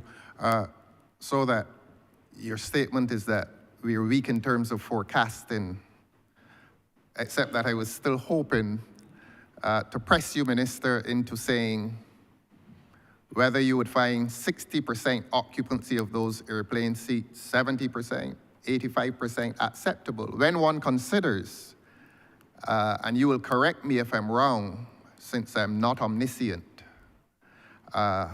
whether in some cases it is the government that uses the taxpayers' money to pay for empty seats, so that we would like some kind of, to tell the taxpayer of Barbados what percentage you would find acceptable, 60, 70%, when we consider that there are some cases in which we pay for those empty seats. Well, Honourable Member, I will take you back to my opening remarks. In my opening remarks, I indicated that Barbados is not paying one dime for any minimum revenue guarantees from the United States market. Mm-hmm. We're not, what we do is we go behind the gateway and we promote Barbados in the gateway. Mm-hmm. Virgin brought additional aircraft to Barbados, additional 2 in the winter, mm-hmm. and they're doing well. A minimum revenue guarantee would... I beg your pardon, so we're not paying for the U.S., but we're not paying other source no, markets? No, and we're not paying for we're not paying for any airlift in the United States coming out of this Canada for this summer. We are working on a program, and we will make an announcement of that to drive increased summer business from Canada. That may require. And look, as I indicated, we have corporate airlines. Corporate airlines came to Barbados with 1 flight. When I joined the ministry, we were able to move it from 1 flight to 4 flights. The initial 1 flight would require maybe a guarantee. But today, if you ask the officers, did they utilize the guarantee? The answer is no. Because what the airlines like you to do is to say, if I come to your destination, I just want to have a minimum guarantee. And it can go in a number of ways. But the issue is this. When you look at it, the previous Democratic Labour Party government spent $42 million in revenue, and we call it a minimum revenue guarantee program. This Barbados Labour Party administration since 2018 only spent $7.5 million, okay? And the reality is that when I flew last June, in the sweltering heat of the summer, going into Dallas to meet with American Airlines didn't ask us for any revenue guarantee. When we left the meeting, they said they would review it. And we were in constant discussions with the Mr. Yusiski and Mr. Peter Mears, two standing directors, both from the Canadian and US market respectively. Mm-hmm. And we were able to confirm those arrangements and to get the traffic here because we went to them, we put the case to them, and did it. And the other thing I might tell you very interestingly, Honourable Member, mm-hmm. that because of compliance issues, airlines are moving away from that. What airlines, United, for example, there's no revenue guarantee. What airlines like to do is to build business on an incremental platform. And that is so, and then for other compliance issues, because you well know some of these companies are public companies, And when you're a public company, you have to be very careful how you interact and how you deal with government and financing. So I have said before, if you have to generate new airlifter market, particularly from different sources, and you have to incentivize an airline to come to Barbados, then we have to do so. And I make no apology for it, only because by doing that, you can stabilize. It doesn't mean, for example, that if you have a revenue guarantee in place, that you'll be paying the revenue because it is based on either the occupancy of the aircraft, we call load factors, and it also deals with the yield on the aircraft as well. So you might see an aircraft coming in here maybe with, 150 seat capacity, but they may come in maybe with 80 or 90 passengers, but you may think that it's flying empty. But the yield on that flight will be so high that you don't even have to pay for revenue guarantee. So that is the way we have to go about it. And the other benefit of having these incentives for airlines is to ensure you have airlift, because during a peak period, you also want to bring them for non-peak periods as well, so that the people in the accommodation sector can benefit. So I spoke to at length when we discussed, when I was invited to the BHDA quarterly meeting, I think it was. I spoke to the whole issue of revenue guarantees, why we have to do it, how much money was spent in the past, how much money we've spent. But our vision and this strategic initiative is to ensure we put money behind the gateway in terms of marketing, so that when you are in Boston, honorable member, with your family, and you look up, you can see, come to Barbados, or come home this summer, or we gathering in Barbados. And if you decide to take your family down to San Francisco on the West Coast, you will also see it. And if you go into Chicago as well, and we are, by the way, and we are also negotiating to see how best we can get even additional airlift out to Chicago. So you have a team at the ministry, hard at work, a little travel is involved, and you know me, I like to canvas. And this job takes a lot of my time. But I love to canvas on the ground. So you can imagine the premium that I place when I have to leave Barbados to go on campus, because to canvas for additional airlift. But I do it because the economic fortunes of Barbados demand it. And I know this ministry is almost like an economic ministry. And if you don't deliver, then I serve at the Prime Minister's pleasure. So if you don't deliver, you know what will happen. But thanks be to God, I have delivered with my team at the ministry and the BTMI to ensure that we can do what we long for. And the other point, Mr. Speaker, is that when you see, for example, come November, the return of Delta Airlines, that was absent from Barbados since 2017. We were in office in 2017. And when you see American Airlines return to Barbados from JFK, and we were not in office when they left, Mr. Speaker, Mr. Chairman, through you, it tells you that the government is hard at work.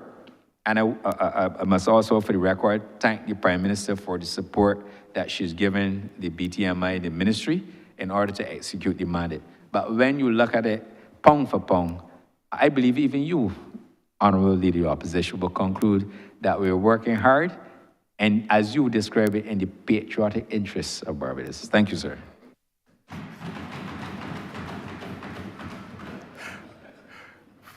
For the record, I never say that.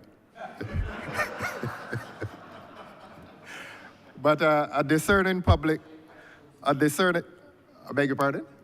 Honourable. This is the third question, sir. Yes. And This is the third question. I was following up with your indulgence. Proceed.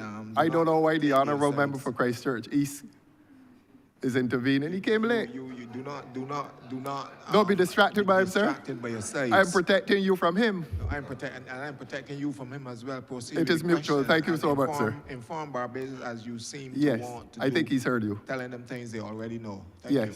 Yes. Minister, a discerning public will embrace the operative word that you use, incentivize the airlines. I think we know what you mean. Your language is very subtle, very diplomatic, very clever, but let us move on. And I'm going to move in a direction in which you politicize the matter of policy. And you probably would be a little disappointed if I did not engage you on that. Now, as you know, Minister, a government is continuous, and you've spoken to thunderous applause from your colleagues. You excited them.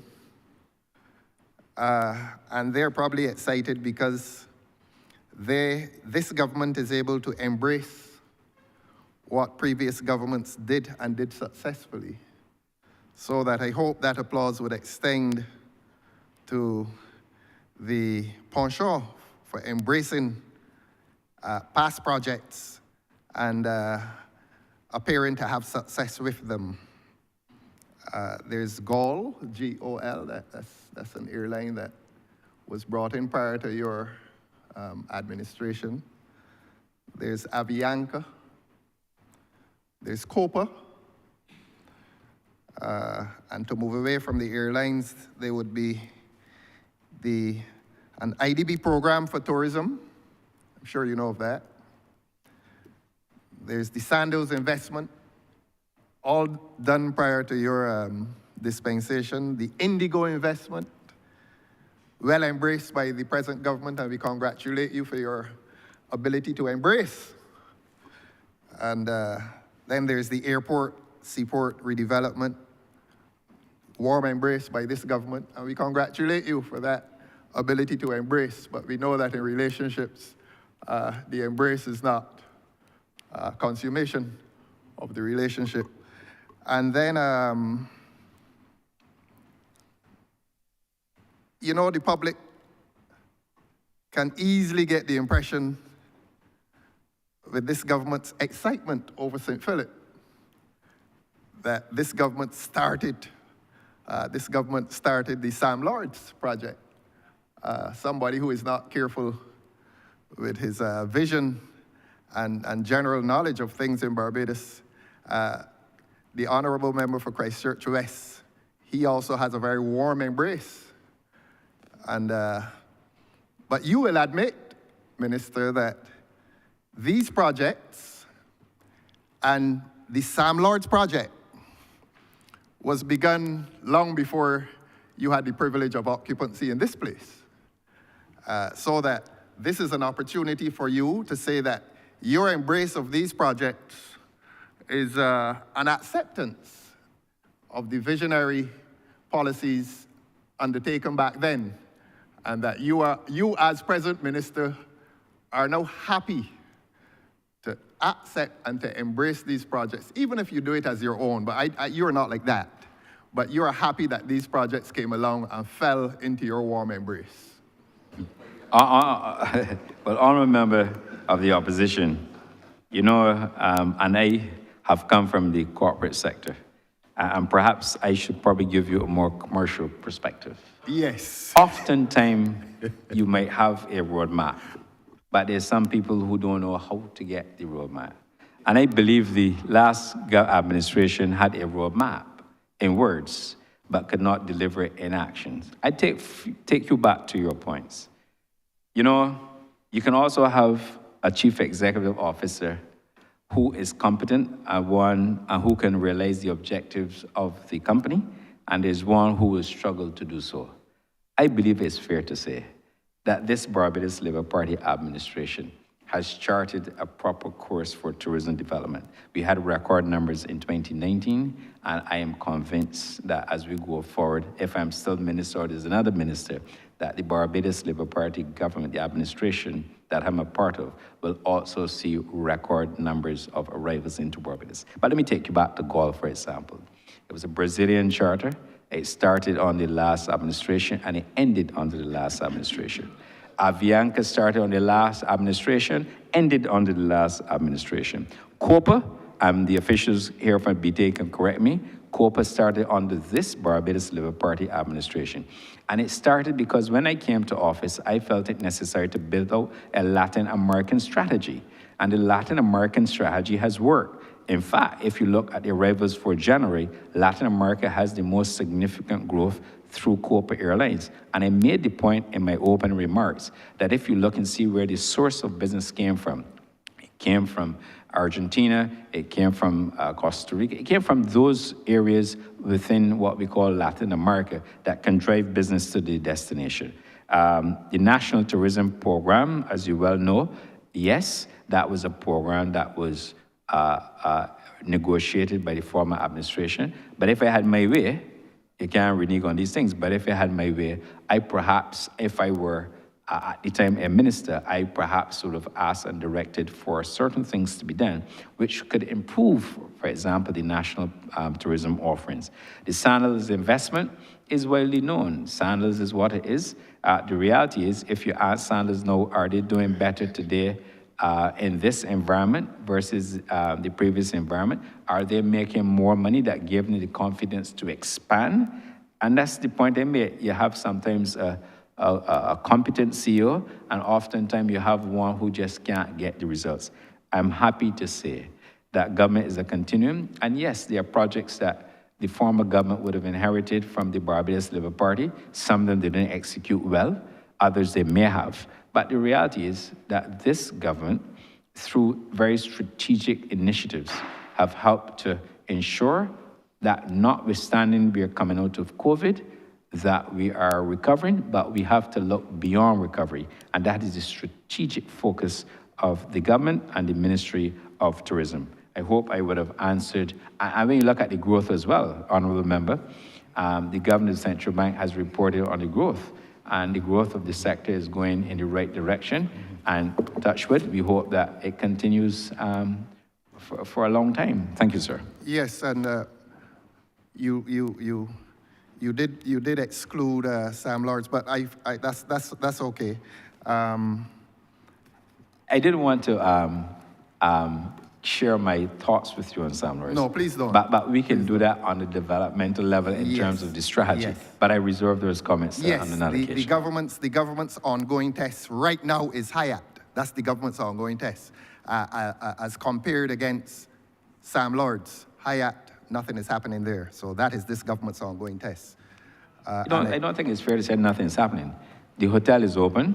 It has 400. Hyatt is open? No, you said Sam Lords? Or you No, said, I said that Hyatt, not Hyatt, the other one in St. Philip, Sam Lords, that you left Sam Lords out in your review, your last review. That's fine, we all make little errors, nothing to worry about. But I'm saying to you, as a follow-up with his Honour's indulgence, that this government's test, if you accept that the last government succeeded, got a passing grade, a high passing grade with Sam Lords, you will similarly accept that this government is experiencing, in silence, is experiencing a failing grade with Hyatt. But let us not argue. Let us not argue. I'm obliged to you, sir. And safe travels, please. No, thank you. But I wouldn't want you to say that that we're touting the success of any form of government, because they made a clear distinction. You can have a plan, you can have a roadmap. The issue is how do you get there, and at the end of the period, can you measure it and see that you've accomplished what you set out? And I made the point that I believe in a very short 5 years, notwithstanding COVID and the impact of COVID, that we have recovered well, and we are on the rebound for very serious growth in tourism sector. Thank you. Yes, we do look forward to walking into Hyatt one day. Yes. Honourable. Mr. Chair. Your Honour, with the reserve right to follow up on other members' questions, I think that is a right I have. That when a member asks, yes? Yes. Thank you very much, sir. Honourable Member for Christchurch East. Mr. Chairman, I beg that you do not report progress as Honour the Speaker and beg for leave to sit again.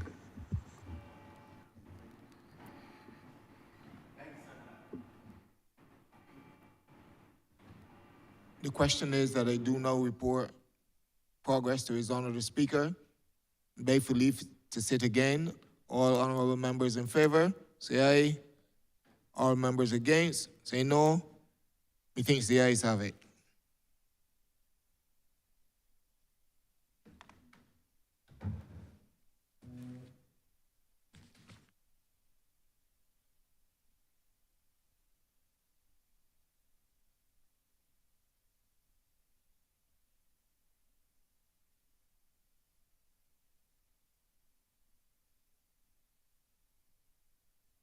Reported progress and ask for leave to sit again. Mr. Speaker, I beg to move that we do suspend for 5 minutes, for 10 minutes, sir, and return at 12:10, 10 past 12. The question is that this honorable chamber be suspended until 10 minutes after 12. All those honorable members in favor, please say aye. Those against, please say no. Me think the ayes have it. This honorable chamber stands suspended until 10 minutes after 12.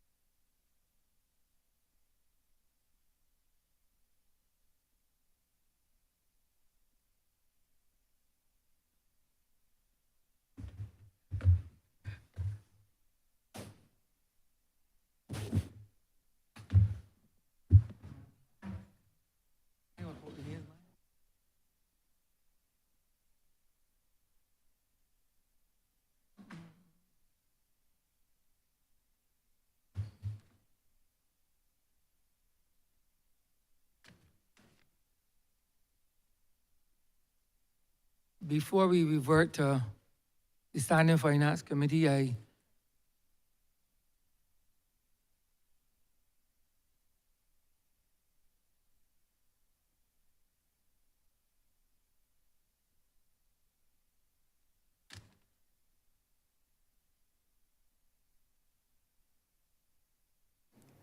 Mr. Speaker, revert to announcements by Your Honor. before we reconvene for Standing Finance Committee, I wish to acknowledge the presence and welcome the delegation from the Canadian House of Commons and the Canadian Senate, accompanied by members from the local branch. You all stand?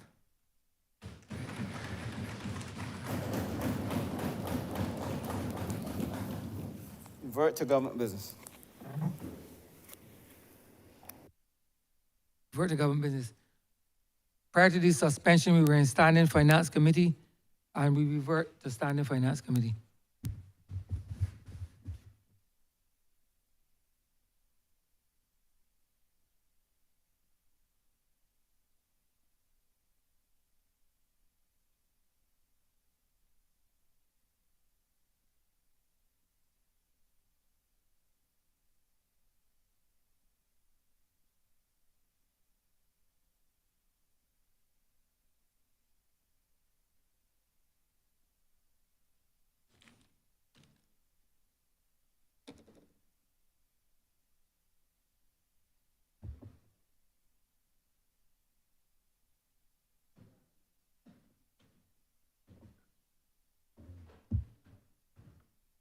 We revert to Standing Finance Committee. Honourable Member for Christchurch West Central.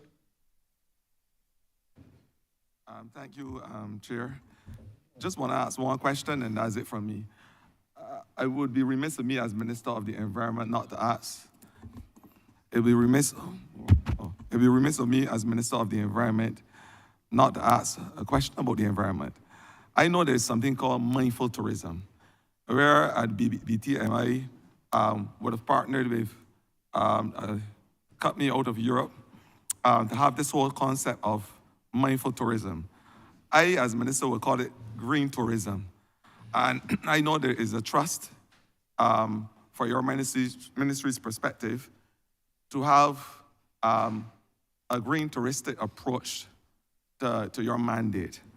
For me, the development of the tourism industry is not only a socio-economic one, it's for me an ecological one. And so I would like to know from you, because the whole idea of mindful tourism speaks to the planting of trees. I know that your ministry at some point in time would engage the Lufthansa Airlines to have a project to offset your carbon dioxide emissions. So the planting of trees, for instance, or what is happening with that type of initiative, the cleaning of beaches, saving the endangered sea turtle as an experience for our tourists, and to have this whole trust for biological diversity conservation. These are the things I would like to know about in terms of your initiatives. Recognizing, of course, that you are under the threshold of having a new sustainable development tourism act that will speak to green touristic activities. So you can elaborate and expound for the purposes of those who operate in the biosphere like myself. Thank you, Honourable Member. You're showing your expertise in these matters. I am not an expert like you are, but I also will take this opportunity to thank you and the workers at the National Conservation Commission, those who are self-employed and those who are directly employed under your charge, for keeping Barbados clean. It is a hallmark that we have to, of course, maintain in Barbados, because if we are tourism reliant, in not a small measure, but in a big way, we have to ensure that we do so. Cleaning of the beaches, of course, I believe it is your ministry's responsibility and not the Ministry of Tourism. But I will say that there are several associations who also assist with the cleaning, with the beach cleanups. From time to time, you see a number of organizations doing this. In respect to your question on green tourism, I think it's fair to say that when we launched the BEST program in Barbados, a component of the BEST program was to ensure that we have a greener Barbados. And when I say greener Barbados, I speak in respect of aspects of resilience and aspects related to climate change mitigation. As we all know, there's an ongoing climate crisis. And therefore, when we have carrying capacity and the future carrying capacity within the country, we have to ensure that our systems are resilient and our systems can stand the test of time. So when you speak to green tourism and ecological aspects of it, there are a couple of things that we have done. For example, what springs to mind is the Harrison's Cave. We also have a number of gullies around Barbados that we can create new attractions, and I believe you're doing some work there, I believe. We also have water-saving devices within a number of hotels, and we're actively promoting such. The issue of treatment plants, so we can then move to irrigation of lawns and outdoor areas. We have done a significant amount of work in respect of solar using energy from the sun. And we have also within the ministry undertaken an audit, and the audit spoke to what we in Barbados can do to become not even a greener tourist destination, but how resilient we could become within this situation. I will ask a lot of what we're doing at the Caves of Barbados. I will ask Eleanor Carl to speak to it, and also the Permanent Secretary and or the Director of Research Acting can speak to some of the initiatives that we undertook in order to conduct an audit of our tourism facilities in respect of the greening of the tourism sector. Thank you. PS?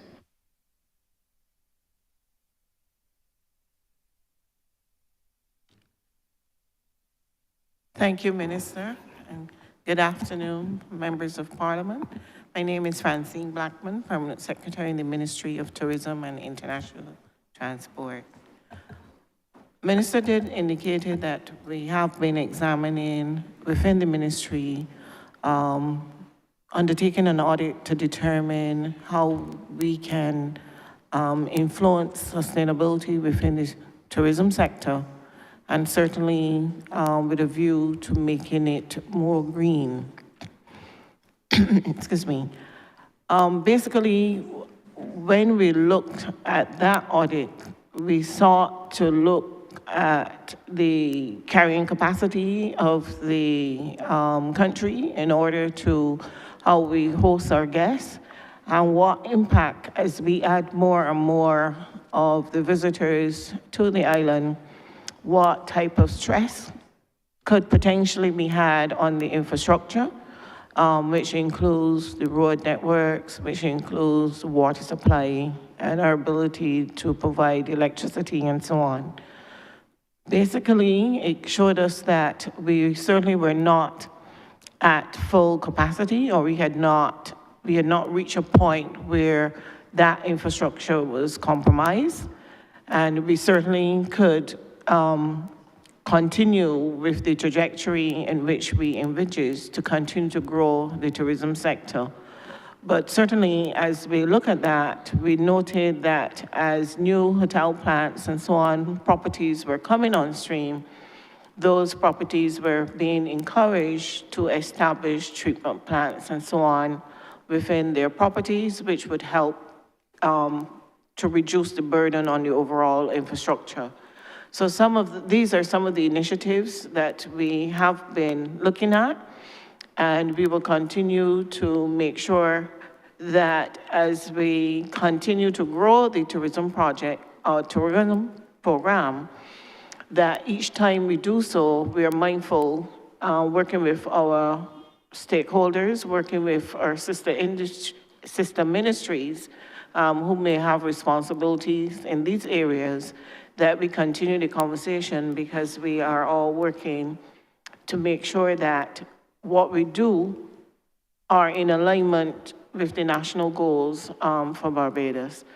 In addition, I would want to let the House know that last year we were successful at the same tourism fair that the minister will be embarking on later this afternoon. We were successful in winning an award there in terms of the sustainability of tourism. And one of the areas that I know the BTMI is also working on is to encourage the sustainability within community tourism in Barbados. And these initiatives, there are different types of initiatives that are coming through from the communities, and we will continue to work in those areas. But generally, all of this is fit under that carrying capacity study that the ministry did undertake, and the feedback from that study at this point has encouraged us to really keep going. I would now end there at this point, Minister. And I'll ask the CEO of the Caves to respond as well. Thank you, Minister. Good morning, members of the House. My name is Eleanor Carroll, and I'm the manager of Caves of Barbados Limited. As you know, Chukka Caribbean Adventures Barbados took over the operations of Harrison Cave at the end of 2020. Since then, they have plans to expand the solar photovoltaic system that Caves of Barbados would have had. We would have transferred the license over to them, and the plan is for them to expand solar PVs. Outside of the expansion of the solar PVs, they are trying to diversify the product offerings of Harrison Cave. So instead of just having basically the tours of the caves, they would have installed, many Barbadians would know, the zip line and the challenge course. And they've introduced an aviary. They also have nature trails.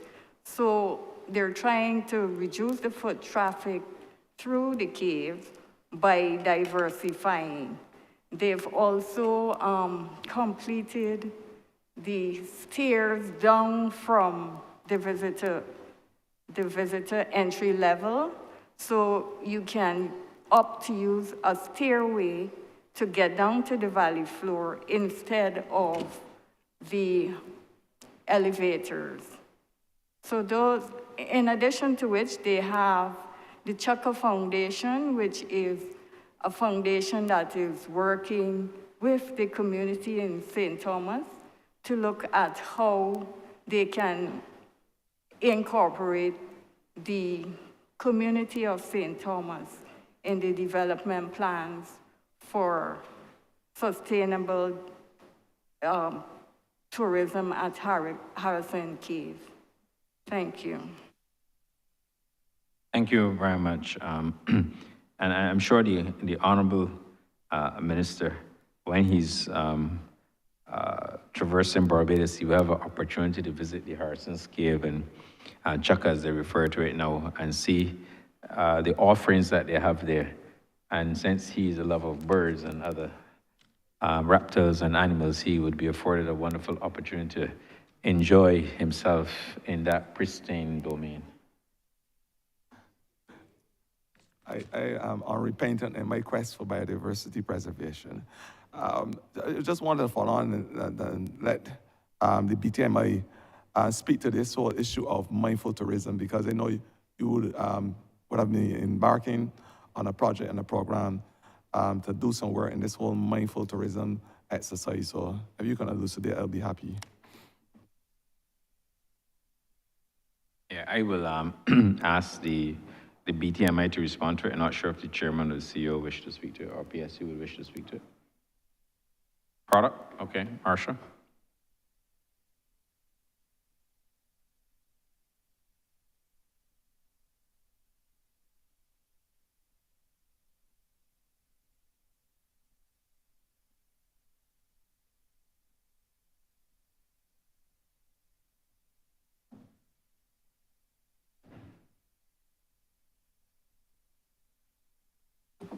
Good morning, Chairman, honorable members of the House.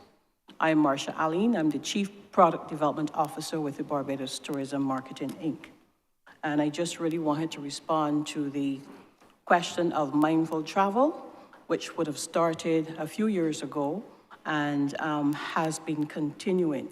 We have been working with the National Conservation Committee and other organizations as it relates to the cleanup of beaches, especially as it relates to the sargassum seaweed. We've not been doing it physically, but we've been working with the team to ensure that that cleanup continues. We did win the Green Destination Stories, which was held in ITB, I think, last year. And that project continues, where we're working with a number of agencies such as Cocoa Hill, Walker's Reserve, the National Botanical Gardens, to ensure that the tree planting exercises continues. We also work with Cocoa Hill to ensure that their farm-to-table program is exposed to the visitors actually on island. The European travelers specifically are very interested in the whole mindful travel, where they ensure that they want to travel to destinations where they can mitigate their carbon footprint. In addition to that, the Walker's Reserve has been doing some considerable work on regenerative planting and the whole program of regenerative travel. And that exercise actually is continuing, where they are inviting visitors to traverse the entire area and get reconnected with nature as a way of, again, traveling from a mindful perspective. The National Botanical Gardens, because the tree planting exercises actually continues, and you can actually now do tree planting, not just there, but at Cocoa Hill as well, and also at Walker's Reserve. I also wanted to share, Chair, that the Barbados is actually the chair of the Sustainable Tourism Committee with the Association of Caribbean States, and the areas such as the Turtle Project, the tree planting exercises, and the mindful travel, as well as community tourism, are all plans that the ACS is actually working on and working through to ensure that we are able to reach our sustainable goals for 2030. Thank you.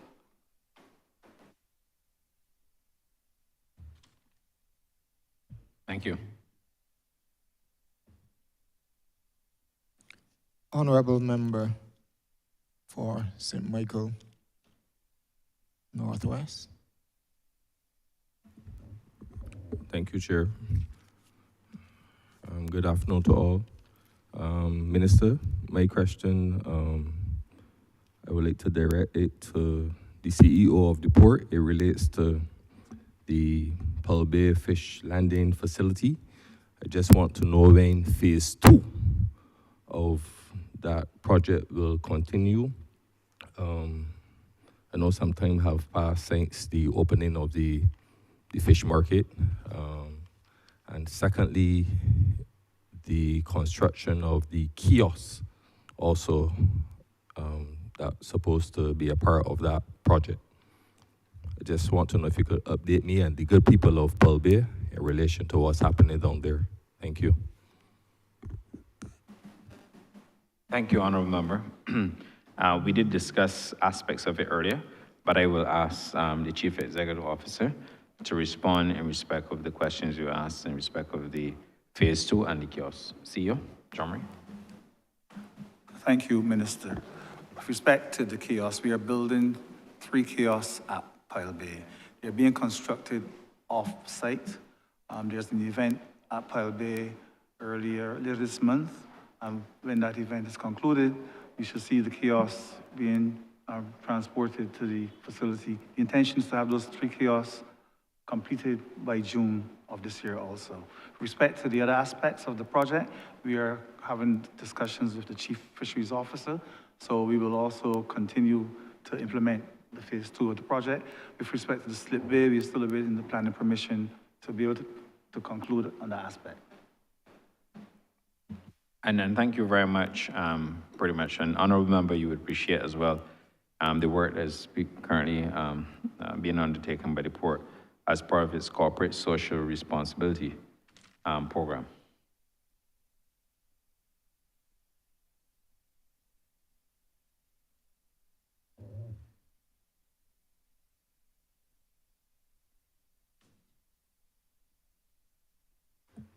Yes, thank you.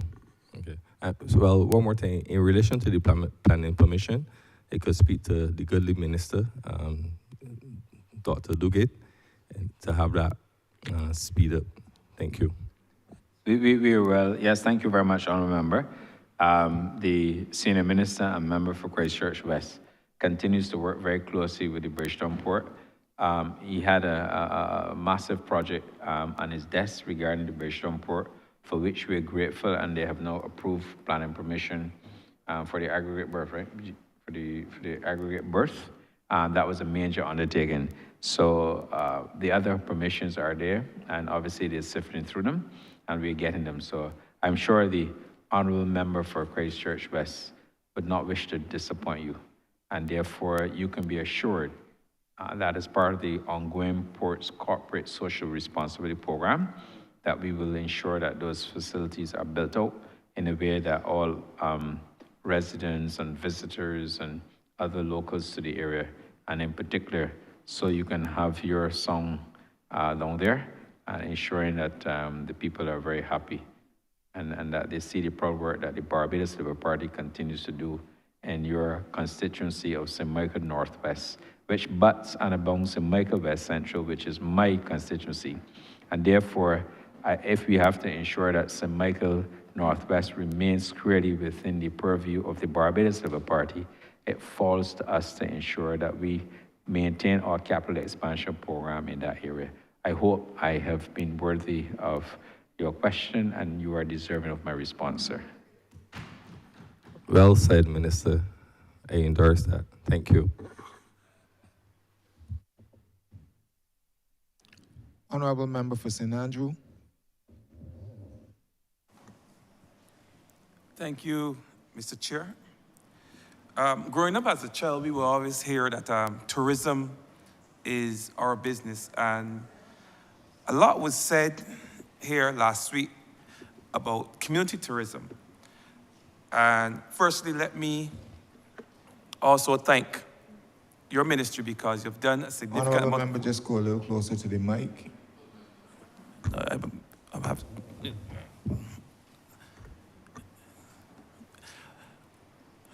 Let me just first thank your ministry for the work they have done, certainly in my constituency, where there's evidence of community involvement. But I think if tourism is to truly be our business, there should be more involvement. And I just want to make a suggestion before I ask my questions. I believe that in every parish in this country, there's some unique experience that can be enhanced, can be packaged, and can be presented to not only tourists, but locals alike. Now, if I'm to use the example of St. Andrew, where we took a cultural event, crab night. It was basically just a few guys going into the bush and catching crabs and cooking them under a tree. And we have transformed that event with the help of the BTMI into an event that is now a national event that people look forward to, that tourists call every year asking as to when the date is. Looking forward to that event every single August. I believe that in other parishes, right across Barbados, there's something, whether it be geographical or cultural, that can be repackaged and presented and sold in that very same way. But we have to find them. And perhaps it may require a competition of sorts or something of that nature, so that persons will know that the support is there for the ministry if they are to come forward for a proposal, that they can get that support and that help from the ministry to further advance their community project. My question, however, has to do with the whole concept of making tourism more meaningful for the visitor, and more specifically to signage.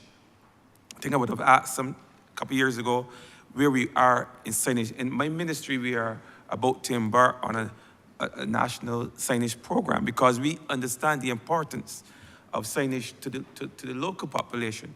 But I believe it's even more important for persons coming here that they're out there to have a meaningful experience, that there's adequate signage available right across the island. So I want to know where we are in terms of enhancing our signage and what role, if any, is technology, perhaps AI technology, what role that may play in the enhancement of not only the signage for tourists, but enhancement of the offerings, the product that we are developing for our visitors. That's question one. Thank you, Honourable Member, for your suggestions as well. Perhaps we don't have it like timetable the way you've packaged it, but certainly the unique experiences that you spoke to, we have, and what the Airbnb and Vrbo type accommodation standard caused us to do was to ensure that people who visit Barbados and their stay within the communities have an opportunity to experience the communities. But I take your point because I know that you have a particular event in your constituency. I believe you refer to it as a Krabi Night. And you also have the integration of visitors along with locals. And I believe that program as a community project is in part sponsored through the Barbados Tourism Marketing, Inc. In respect of making it more meaningful, I do agree with you. I am of the view that in every parish that we are entering, we should have welcome signs. In addition to that, as we have the Barbados port, commonly known as the Bridgetown port, there is a Barbados sign. And if you were to see the number of tourists who gather around that area to have a photo opportunity, I think it speaks well for the destination. I am aware that the BTMI is currently undertaking some additional sites for my review.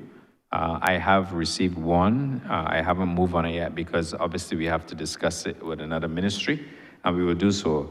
But what I will encourage and mandate the BTMI to do going forward is to engineer the appropriate welcome signs for each parish, but in working with the community to ensure that we have such signs. I think another opportunity exists where we can have Barbadian-based cultural, iconic statues and other replica positioned in Barbados for even more photo opportunities. This is something that has worked well in other destinations, and I have no doubt that we will do so. What I will do at this time, I'll pause, but I'll ask Ms. Marsha Aline again to give you some additional feedback on what we're going to be doing in this area and the strategy for the build-out of signage with respect to the tourism awareness campaign. Mrs. Ali?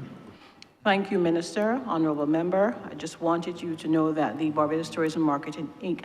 has identified historic sites across the island which we intend to erect as a historical location so that persons can identify these various sites. I'm not at liberty to actually go into all of these sites at this particular moment because that matter is actually before our board in terms of the termination. But just to let you know that we have incorporated not just the actual location of these historical sites, which will give persons information on the historical happenings around that particular area, but also we've incorporated the electronic uses of QR codes, so that when persons are able to scan their their phones, the QR codes would take them to the actual story surrounding that particular area, so that they can actually have more information about Heritage Barbados. So that's one of the projects that certainly has our attention, that we're working on assiduously to ensure it's actually completed.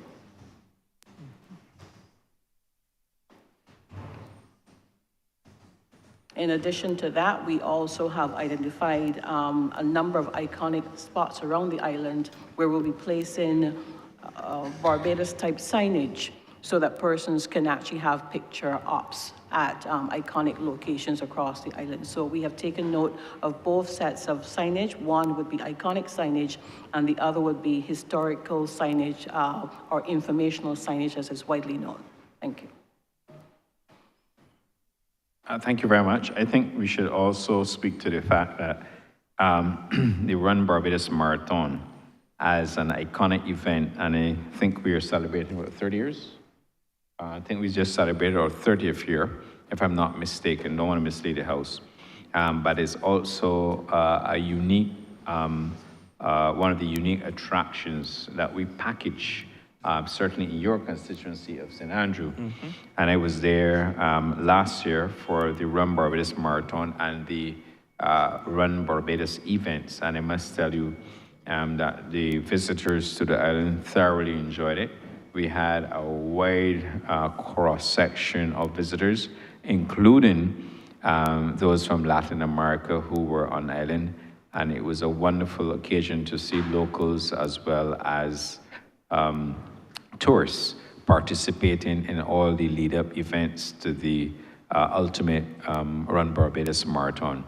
So I think we have some of those experiences, and we will continue to build them out, as you've heard the officer from the BTMI articulate. Thank you. All right.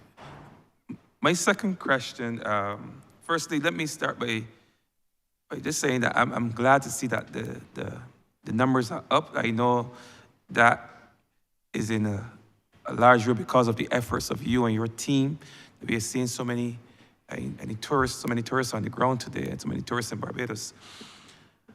But not so long ago, we would have been through the crisis that was COVID, and we have seen how that had impacted our numbers, how it had impacted our tourism industry. And all of the experts are saying that it's another crisis, whether it be a pandemic or some other occurrence, where natural occurrence are. I mean, we're in that part of the world where natural disaster is something that can occur anytime, any year, every year. Are there any, what we refer to sometimes as crisis management protocols or of any type that we are discussing within your ministry that would help us to respond in the event that we are impacted by some unforeseen event or some other kind of natural disaster, that we are in a position that we're not caught flat-footed like how we were back during the COVID crisis? Thank you very much, Honourable Member. To answer your question regarding disaster, and I'll also talk about a little bit of resilience in this matter. The ministry, since I joined the ministry, and I'm sure before that, the ministry has been working with the BHDA. We are looking at, obviously, opportunities on how best we can mitigate any disasters. For example, we met last year under my chairmanship, again with the BHDA. And what we did was to set out a protocol that we want, an MOU rather, that we want to agree on.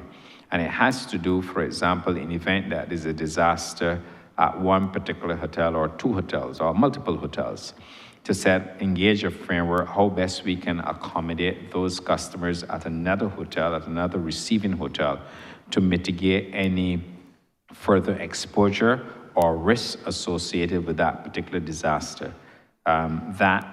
Discussions are ongoing. The BHD will be reverting to us very shortly with their plan. And the second thing had to do, obviously, in thinking about disaster management and risk planning. How do we therefore get visitors to our island to the airport in the event there's an emergency? That too has been worked on, and we anticipate very shortly that we'll be concluding that MOU. And essentially what it's doing is about having hoteliers and other members within the accommodation sector sharing resources in the event of a disaster. The other issue that we have to be mindful of the whole issue of being resilient. Barbados, like all other countries, are prone to external shocks, and Barbados as a destination must ensure that we become resilient. We're working on obviously those pathways to resilience, and one of the issues that we're obviously working on, in fact, in January, the Permanent Secretary and other members of the team, BTMI, would have attended the Global Resilience Conference in Jamaica, hosted by the UN Tourism Office, formerly UNWTO, as well as the Mona campus of the University in Jamaica, and obviously the Ministry of Tourism in Jamaica. And we had an opportunity to see firsthand a number of initiatives that they have put in place for resilience. And the sharing of information, which they've agreed to share with us, certainly would help us in terms of building out additional resilience. We have to ensure that when it comes to our water supply, when it comes to accommodation, that we are, and other areas, and I'm not going to bore the Honourable Chamber with all those areas, but that we become even more resilient. Resilience is also, building resilience is also an opportunity for us to ensure that we recover in the shortest possible time for any external shocks or any disasters that might come our way. So I can assure you, Honourable Member, that we are working on that resilience platform. You would have heard earlier from the presentation of members from the ministry speaking to the whole issue of the green economy and how we can factor in the green economy into resilience. So it is ongoing, and it is really top of mind for us because we cannot afford, in the event there's any shocks, God forbid, that we are not in a position to rebound in the shortest possible time. And because we are largely dependent on tourism, we even have to build greater resilience to avoid any fallout. Thank you. The Permanent Secretary wants to, Ms. Francine Blackman. Thank you. To add further to Minister, the ministry also is working with CARFO, and what they are doing is taking the lessons learned, certainly also with the Ministry of Health, the lessons learned during COVID, certainly at a Caribbean regional wide, and developing protocols as well as guidelines that they are about to share with Caribbean governments to help them in terms of our response in the event of another pandemic. But in addition to looking at the climatic or pandemics, the ministry also, in terms of trying to mitigate our risks from an economic perspective, that's why we looked at diversifying the markets from which we have been trying to obtain our guests, our tourist arrivals.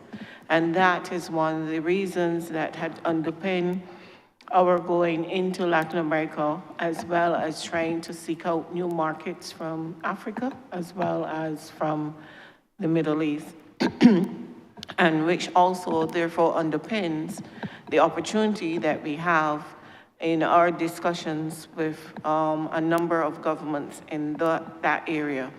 So in all, we have been trying to address and mitigate the risks from a climatic perspective, as well as from an economic one, in the discussions that we have been having with a number of our stakeholders and the different markets that we've been trying to push through in order to have Barbados's footprint now widen in these markets. Thank you.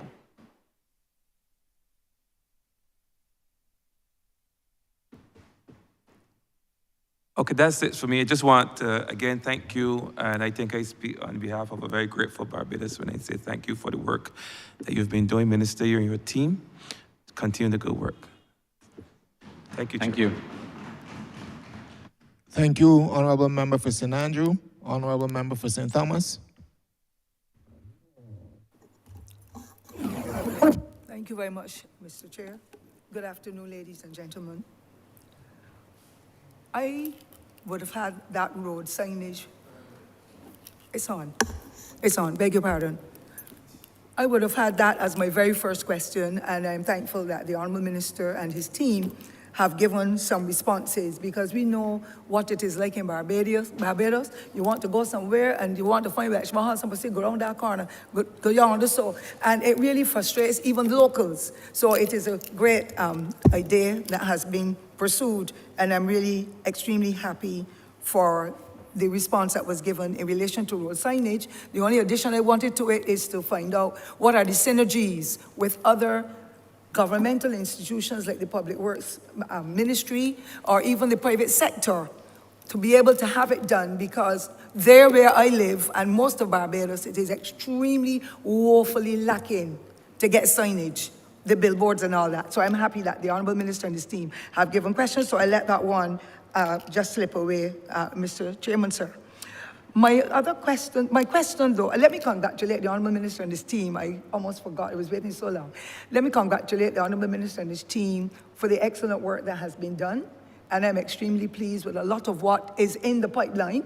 And I pray that we will continue to work together in this country to make a tremendous difference in the lives of our people, because we cannot be inviting visitors here and then have some challenges that we know we've had before, and one or two are still niggling, but at least what I'm hearing here today gives me the confidence that Barbados will be one of the premier countries in the Caribbean when it comes to attracting the visitors, as we see how our numbers have grown over the many months. So I want to thank the Honourable Minister for his leadership and the team. I also want, sir, though, for my question then to the Honourable Minister, is to do with niggling problems that we hear visitors talk about. And this in particular is to do with, I call it the conveyor belt at the airport. And almost everybody who comes says, I had to wait for an hour or longer periods in order to get my luggage. Yes, we have increased in our numbers of flights and so on, but what plans are there in these estimates that will help me to better understand that there are plans for the upgrades so that the rest of the traveling public, meaning now those going in the international arena, will get an opportunity to hear? Because my name was given by Mr. Don when he sang Ask Cynthia. I was a little girl then. I have fitted the profile, so everybody in Barbados calls me about everything. So I would just want the Honourable Minister and his team to indicate to us what plans there are so it can allay some of the fears of the passengers and the other persons who are traveling or plan to travel, that they get a better understanding as to where we are and what we are doing in their own interest. Thank you, sir. Thank you very much, Honourable Member. And also on behalf of the team, let me also thank you for your commendation.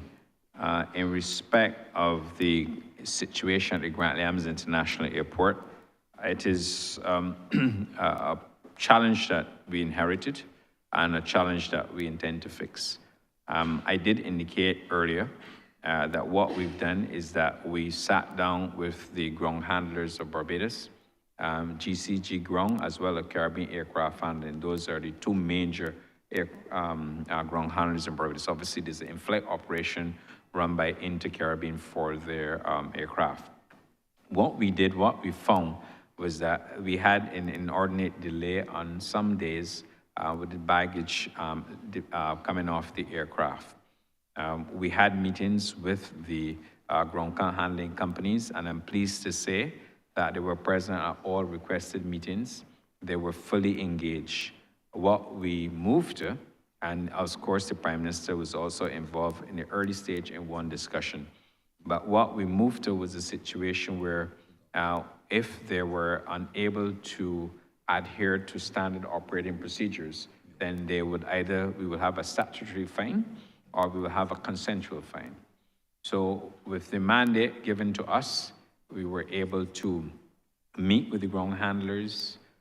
We had very cordial meetings with them, but we agreed to certain standards. For example, from the time an aircraft touches down at Grant Williams International Airport, it comes to the gate, the beacon light, which is the red light on top of the aircraft, is switched off. Then there's a process that has to commence, and I'll leave the technical experts to elaborate when it's referred to Mr. Hadley Bourne and Mr. Lemuel Padmore. So we took a series of steps commencing from the time of arrival of the aircraft until the first bag is delivered to the back area where customs must do the inspections before the bag is then sent through to the arrivals hall for the guests. On that occasion, we went through those procedures. I'm happy to say that we had agreement, and whereas we had significant delays in the past, if you were coming through Grand Islands International Airport anytime around December 23rd, you were seeing the greater efficiencies that we've been able to make there. And in fact, the customers have been commending the Grand Islands International Airport team and the ground handlers for the work they do. I must tell you that there's some aircraft when they land in Barbados, because if they do not prioritize bags, such as the premium bags or the first or business class bags, those bags sometimes are packed in a way that would not allow those to become the first bags. If the aircraft from its original point, its original destination, if they pack the aircraft the way they're meant to, then the first bags off will be the premium bags.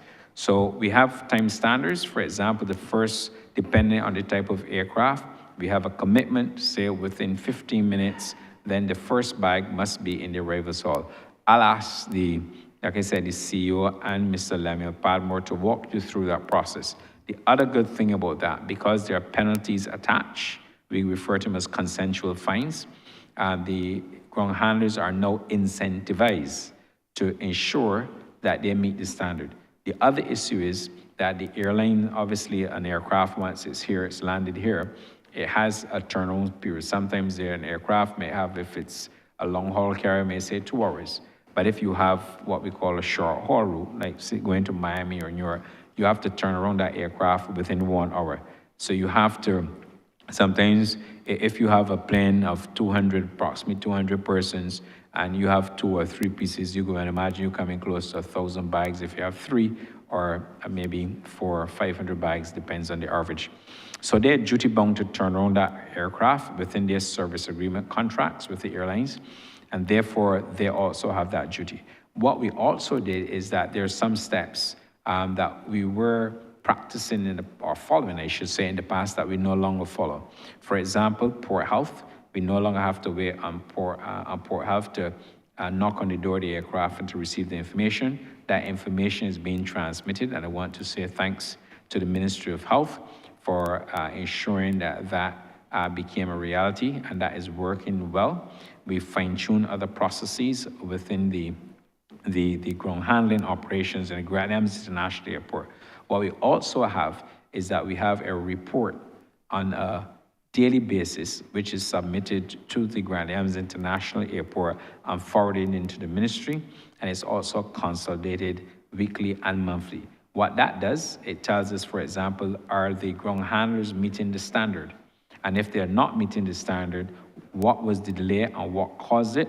And of course, the associated fines for failing to meet the standard. So the standards are documented. But like I said, I'll pause and I'll allow Mr. Lemuel Padmore as well as Mr. Halliburn to give you further details on the system and the improvements to the system. And I must tell you, as a traveler, and it's not that they have my bag marked with any special marking, but I can tell you that as a traveler, I have seen an improvement in the system, and it's going in the right direction.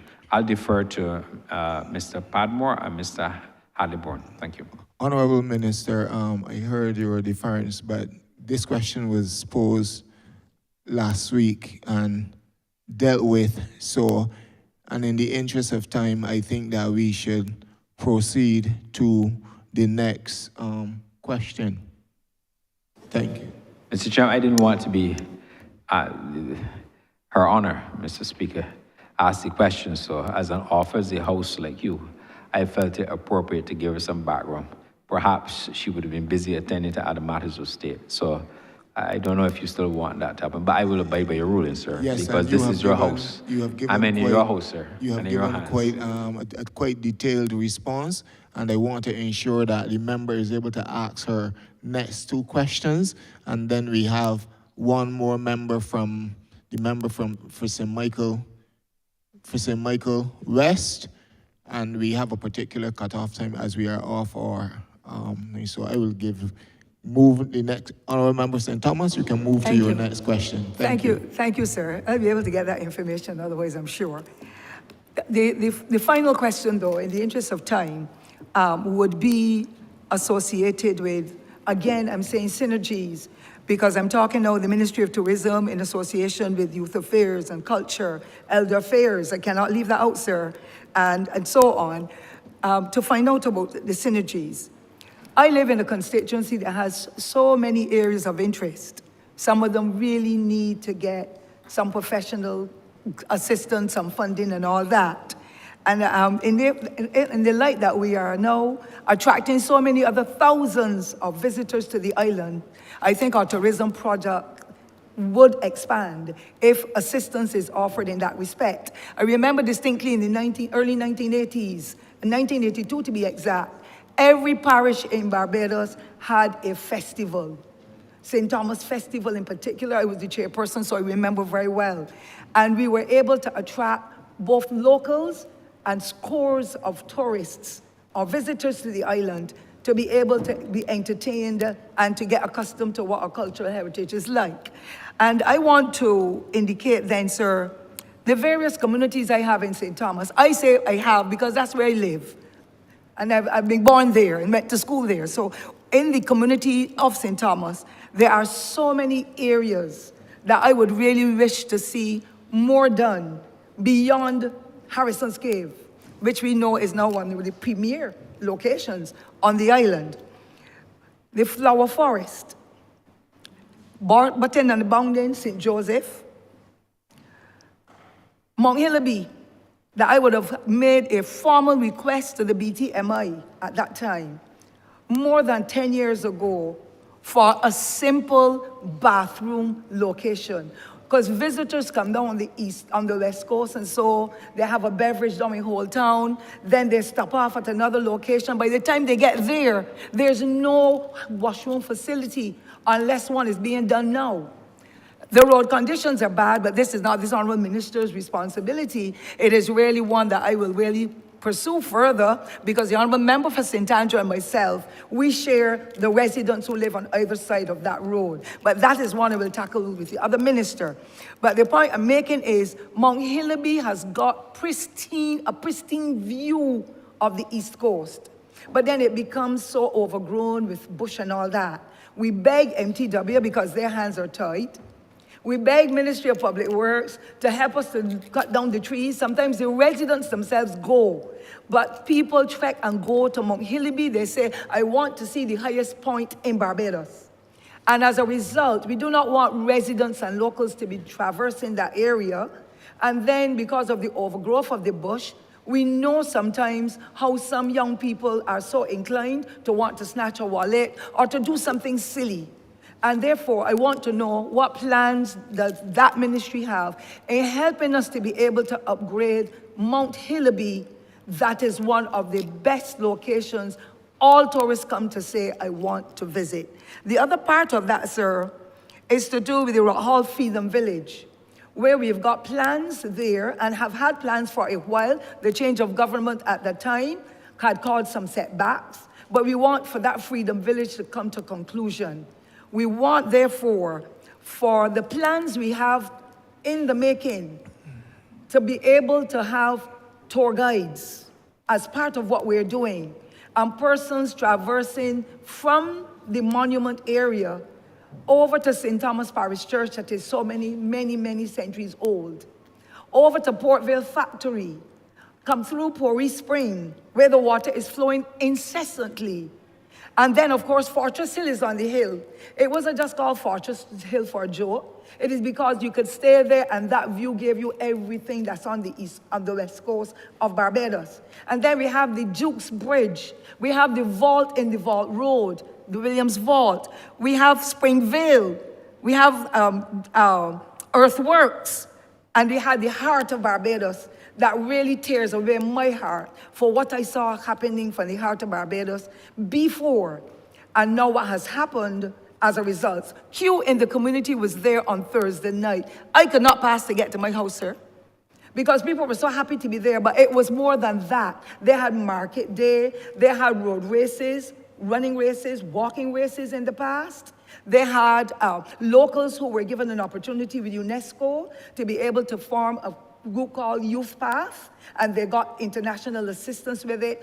All of that went dead with the change of a government again, as well as COVID kicking in.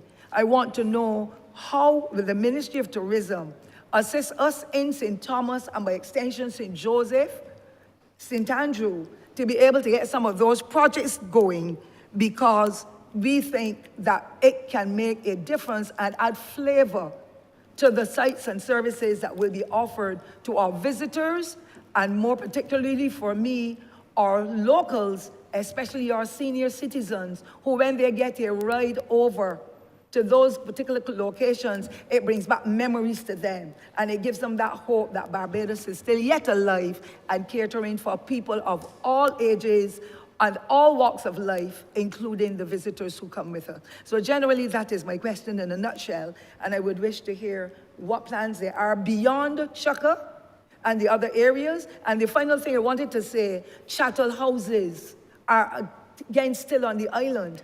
And I know that there are some beautiful chattel houses. If we could get the Ministry of Tourism partnering with us for that village called Rock Hall. Yes, where the Freedom Village is. Remember, if you can, if you I'm get the gonna minister- wrap up now, Mr. Wrap up. Speaker, sir, and you, Mr. Chairman, sir, and you know that I would talk, but I would say something meaningful. So I just wanted to say, chattel houses across St. Thomas and the island, if they can have some kind of assistance in helping to upgrade them or putting on signage on them, because that is our history that I believe should be upgraded or to be bestowed so that our young generations can understand from whence we have come and therefore be able to be better educated as to where we are going because of the wall structures and so that now have taken over our landscape. Thank you so much, Mr. Chairman.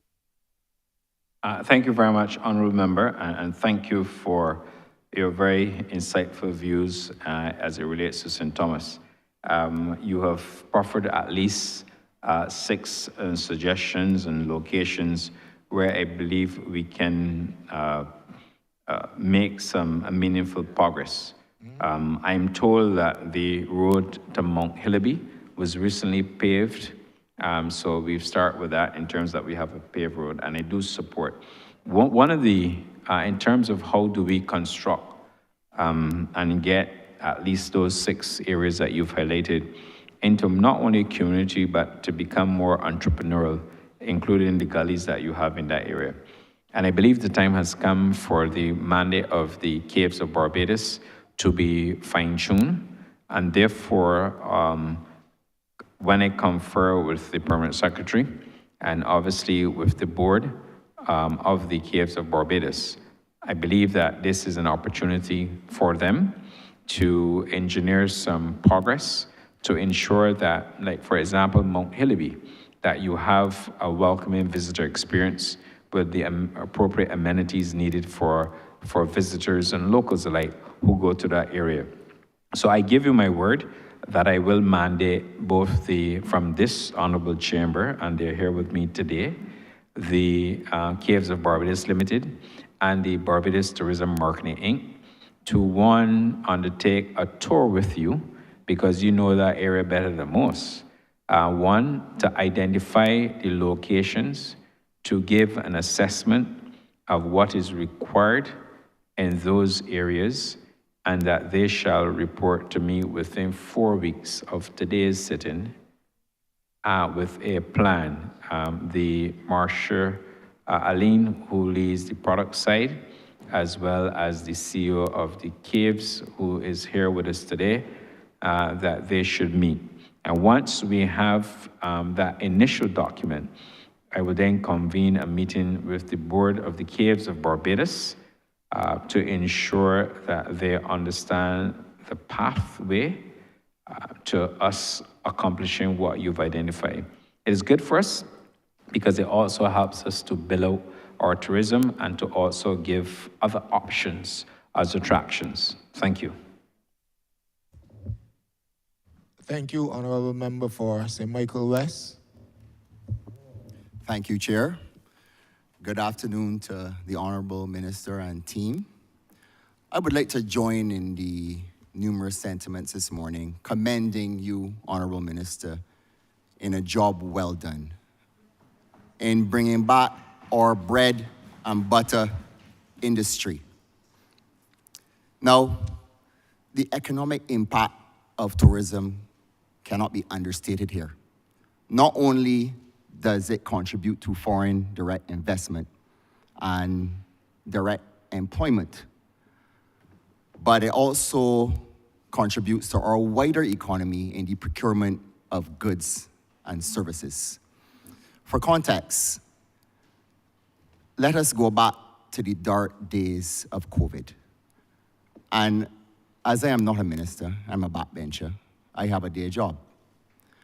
And I could tell you that on that fateful Friday, when the acting Prime Minister announced that the country was shutting down, I had trucks on the road going to the supermarkets, and I was fielding calls from those supermarkets telling me, send them back.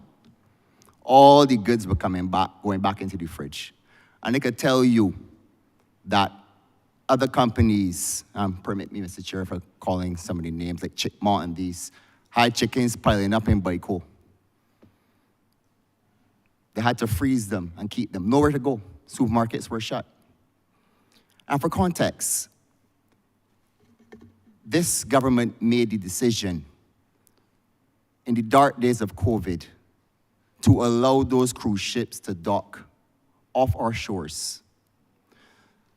Now, let me tell you, at that time, with produce spoiling, chickens piling up in the fridges, those cruise ships acted as floating hotels and allowed companies like Chickmont, like my company, like Massey, like Bryden's, who hire people.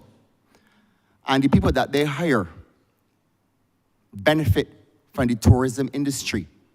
And as that industry was essentially closed because of COVID, that decision allowed people to come and work for that week when times were very uncertain. I can tell you, I was on the docks working. I was very grateful. And Chair, that is what governing is about. And that is what this government is about, making decisions that benefit this country, even in its darkest days. In addition, it put Barbados on the map as a moral authority. I don't know if you guys can remember, but at that time, you could pretty much say that the people that were on those cruise ships were like lepers. The boy didn't want them. But we made the decision that Barbados was going to be the moral authority in this world, on this globe, on this planet, that we were going to take these cruise ships. Yes, it benefited us at that time in that we were able to keep people working. And I want to commend the Ministry of Tourism and the Barbados Port Inc. for playing its part in anchoring this country in its darkest hour.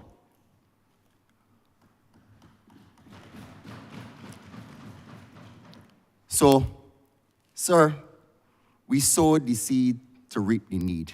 And some would say that we have somewhat of a problem, a good problem, where now because of our overtures to the cruise industry, we now have more business than we can handle. So we got a lot of cruise ships that are now porting in Barbados. Now this leads me to my first question. And as such, as I told you earlier, my business is procurement. So I use the port a lot. I'm probably one of the biggest customers. So, sir, I'm not sure if you're aware, but during the Christmas holidays when the cruise industry was booming, and it still is, the port would have had some issues with cruise liners and cargo ships. Now, I know that the port has a plan to expand the berths to allow for both to coexist seamlessly.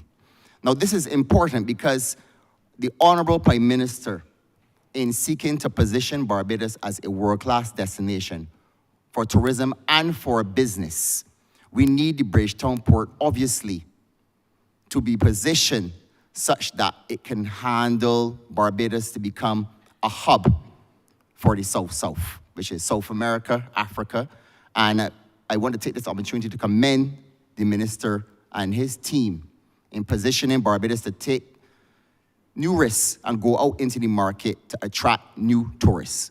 But my question specifically is, can you outline the plans by the port to be able to handle the load? Because yes, we want as many cruise passengers as we can get, but we don't want to forget Barbadians and the fact that they still have to go into the supermarkets at a time when climate change is affecting agricultural produce. And if you want to position Barbados as a global trading hub, we need to have a port that can accommodate both. Thank you very much, Honourable Member, and thank you for your kind words as well. And let me also associate the Ministry's thanks to the workers at the Bridgetown Port and indeed Immigration, Customs, and all other stakeholders. You're quite right. It is always a challenge when you have cruise ships competing for the same space. We are becoming a victim of our own success. This year, we will have about 400 plus cruise ships sailing into the Bridgetown Port. And next year, there are bigger plans. The other issue that we are faced with is that we have smaller luxury boutique-style yachts that are coming to Barbados. For example, the Ritz-Carlton will be continuing for a third season, and the Four Seasons, we should have that yacht in Barbados for the 2025 season. So as we build out the investment, like I indicated, we spent an addition of $100 million, where we're spending approximately $108 million, I believe the exact figure is, in Berth 6. We have to continually build out the port, but obviously, as you would imagine, anything associated with marine is a lot of money. And we also have a duty to protect the port's balance sheet, notwithstanding the capital outlay. Obviously, we will continue to work with some of our key partners. I was in Miami just last Tuesday, a meeting with 4 presidents of 4 cruise lines. We met with the president of Oceania, Silversea, Celebrity, and Royal Caribbean.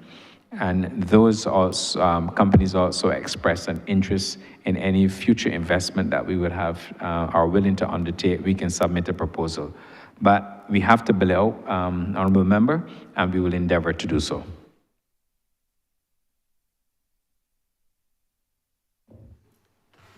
Thank you, Minister. Now, I want to add that I look forward to the day when our tourism numbers would have exceeded pre-COVID numbers. I see it as like when I was watching Sports Center the other day and LeBron exceeded 40,000 points. And I can't wait for the day to hear when we have exceeded, whatever that number is, the arrivals of 2019. But to my next question, I see that the stated strategic goals of the ministry is to work with the Statistical Service to be able to accurately and fully measure the contribution of this industry, which obviously has far-reaching effects for these shores.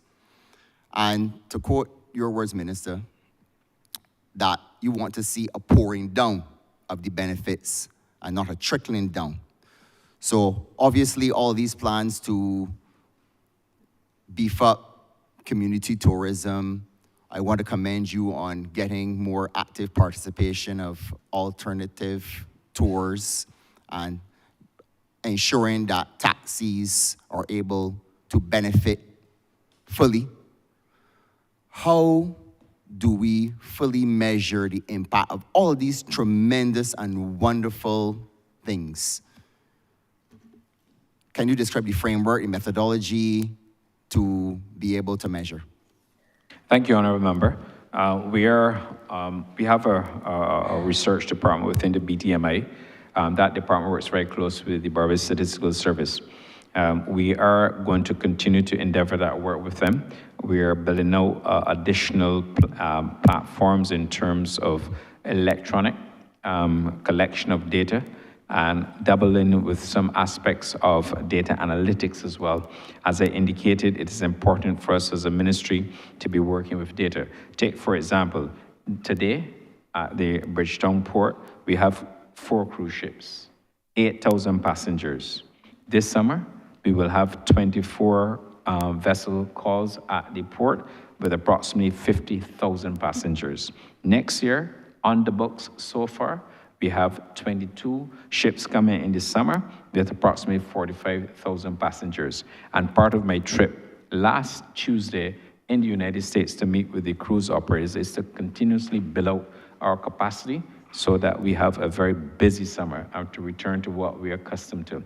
Post-COVID, it looks very positive, and the fact that if we can have 50,000 passengers, just using that as an example, or even today in the Bridgetown port, we have 4 vessels, 8,000 cruise passengers. We must be able to use data analytics to inform further decision making.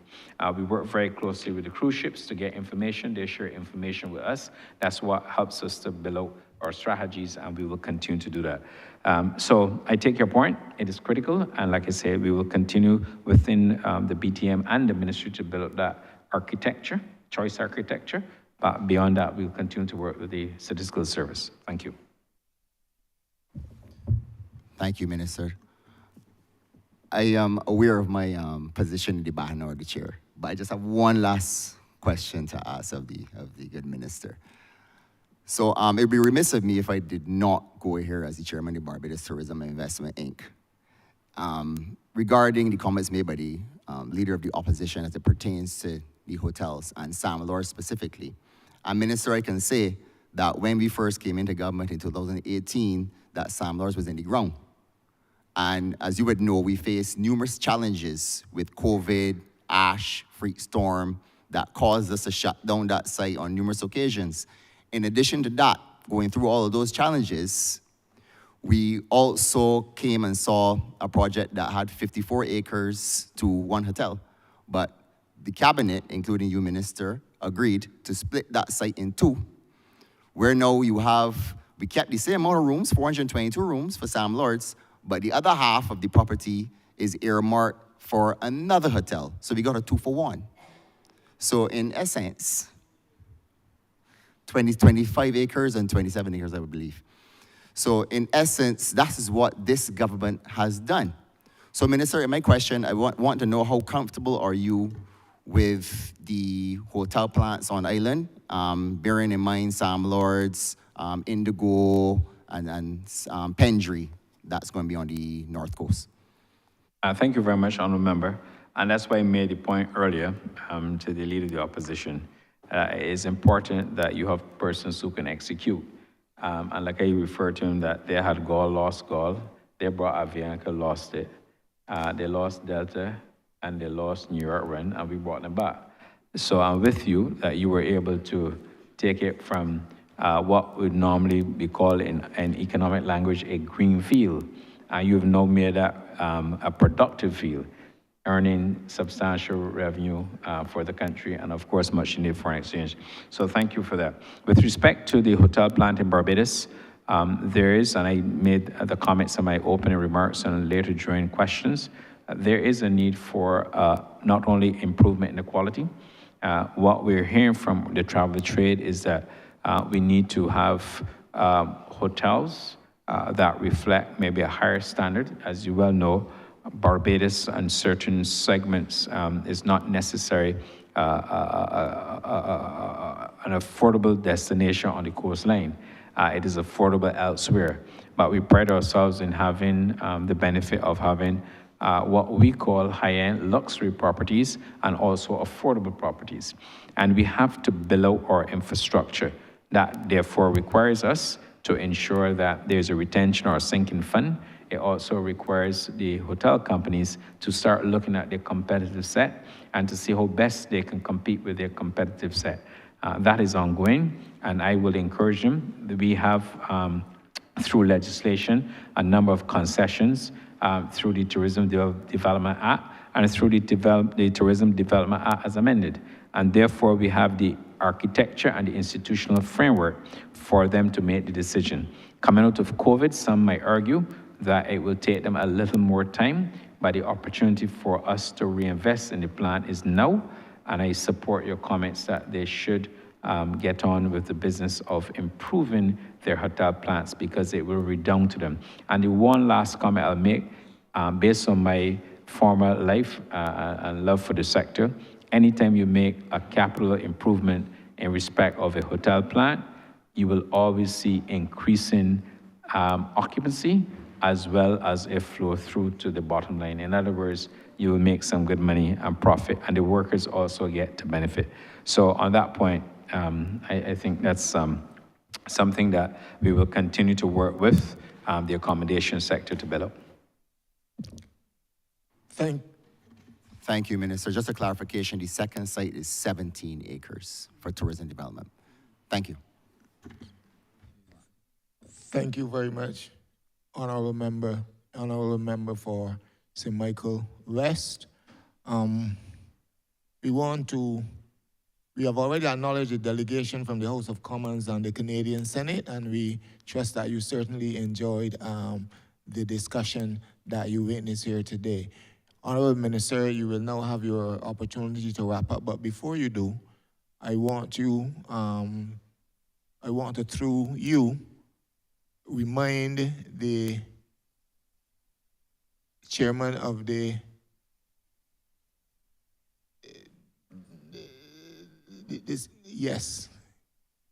of the Port Authority, the CEO of Barbados Port Inc., of the promise to restore the lighthouse at Harrison Point 1 year ago, and I trust you didn't have it in the estimates then. I hope you have it in the estimates now, because if you're looking for more sites and places to take the tourists, you have a lot of tourists here, then that lighthouse must get some attention, similar to the St. Philip Lighthouse that got attention. Thank you very much, Minister. You may wrap up, or you may give the opportunity to the CEO maybe to respond. Before I wrap up, I will ask him that he respectfully address the chairman of the House Standing Committee, Mr. John Marie.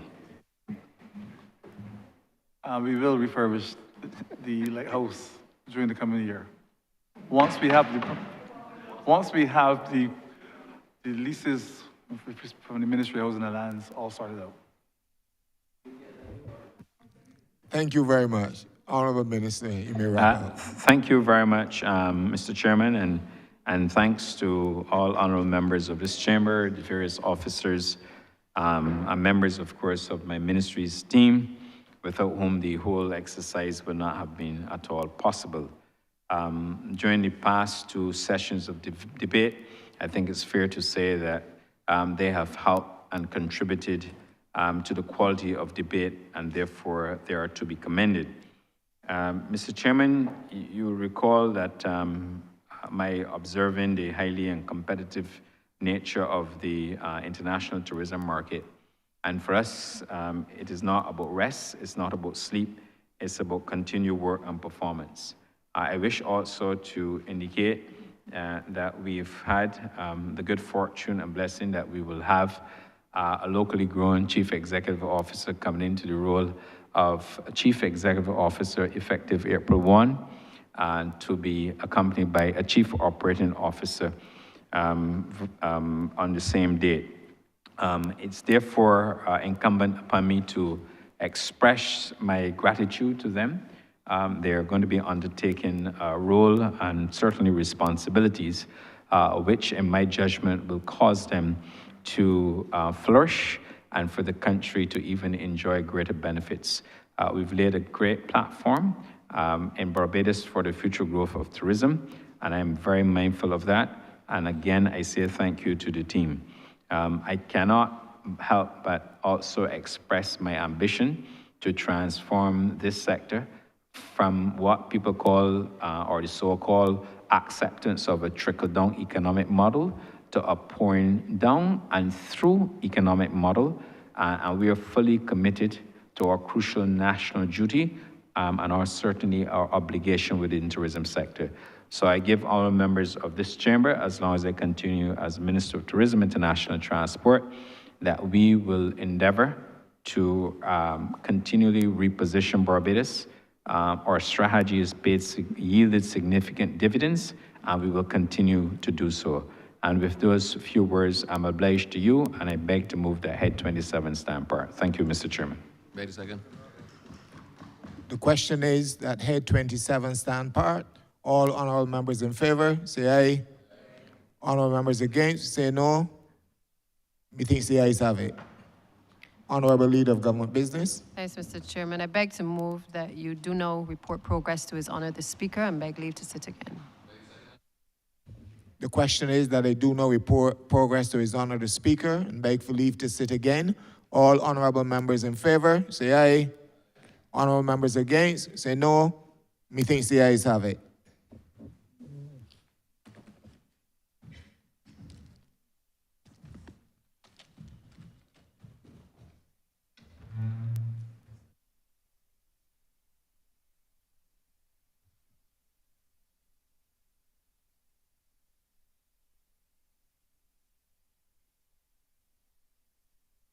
The chairman has reported progress and requests leave to sit again.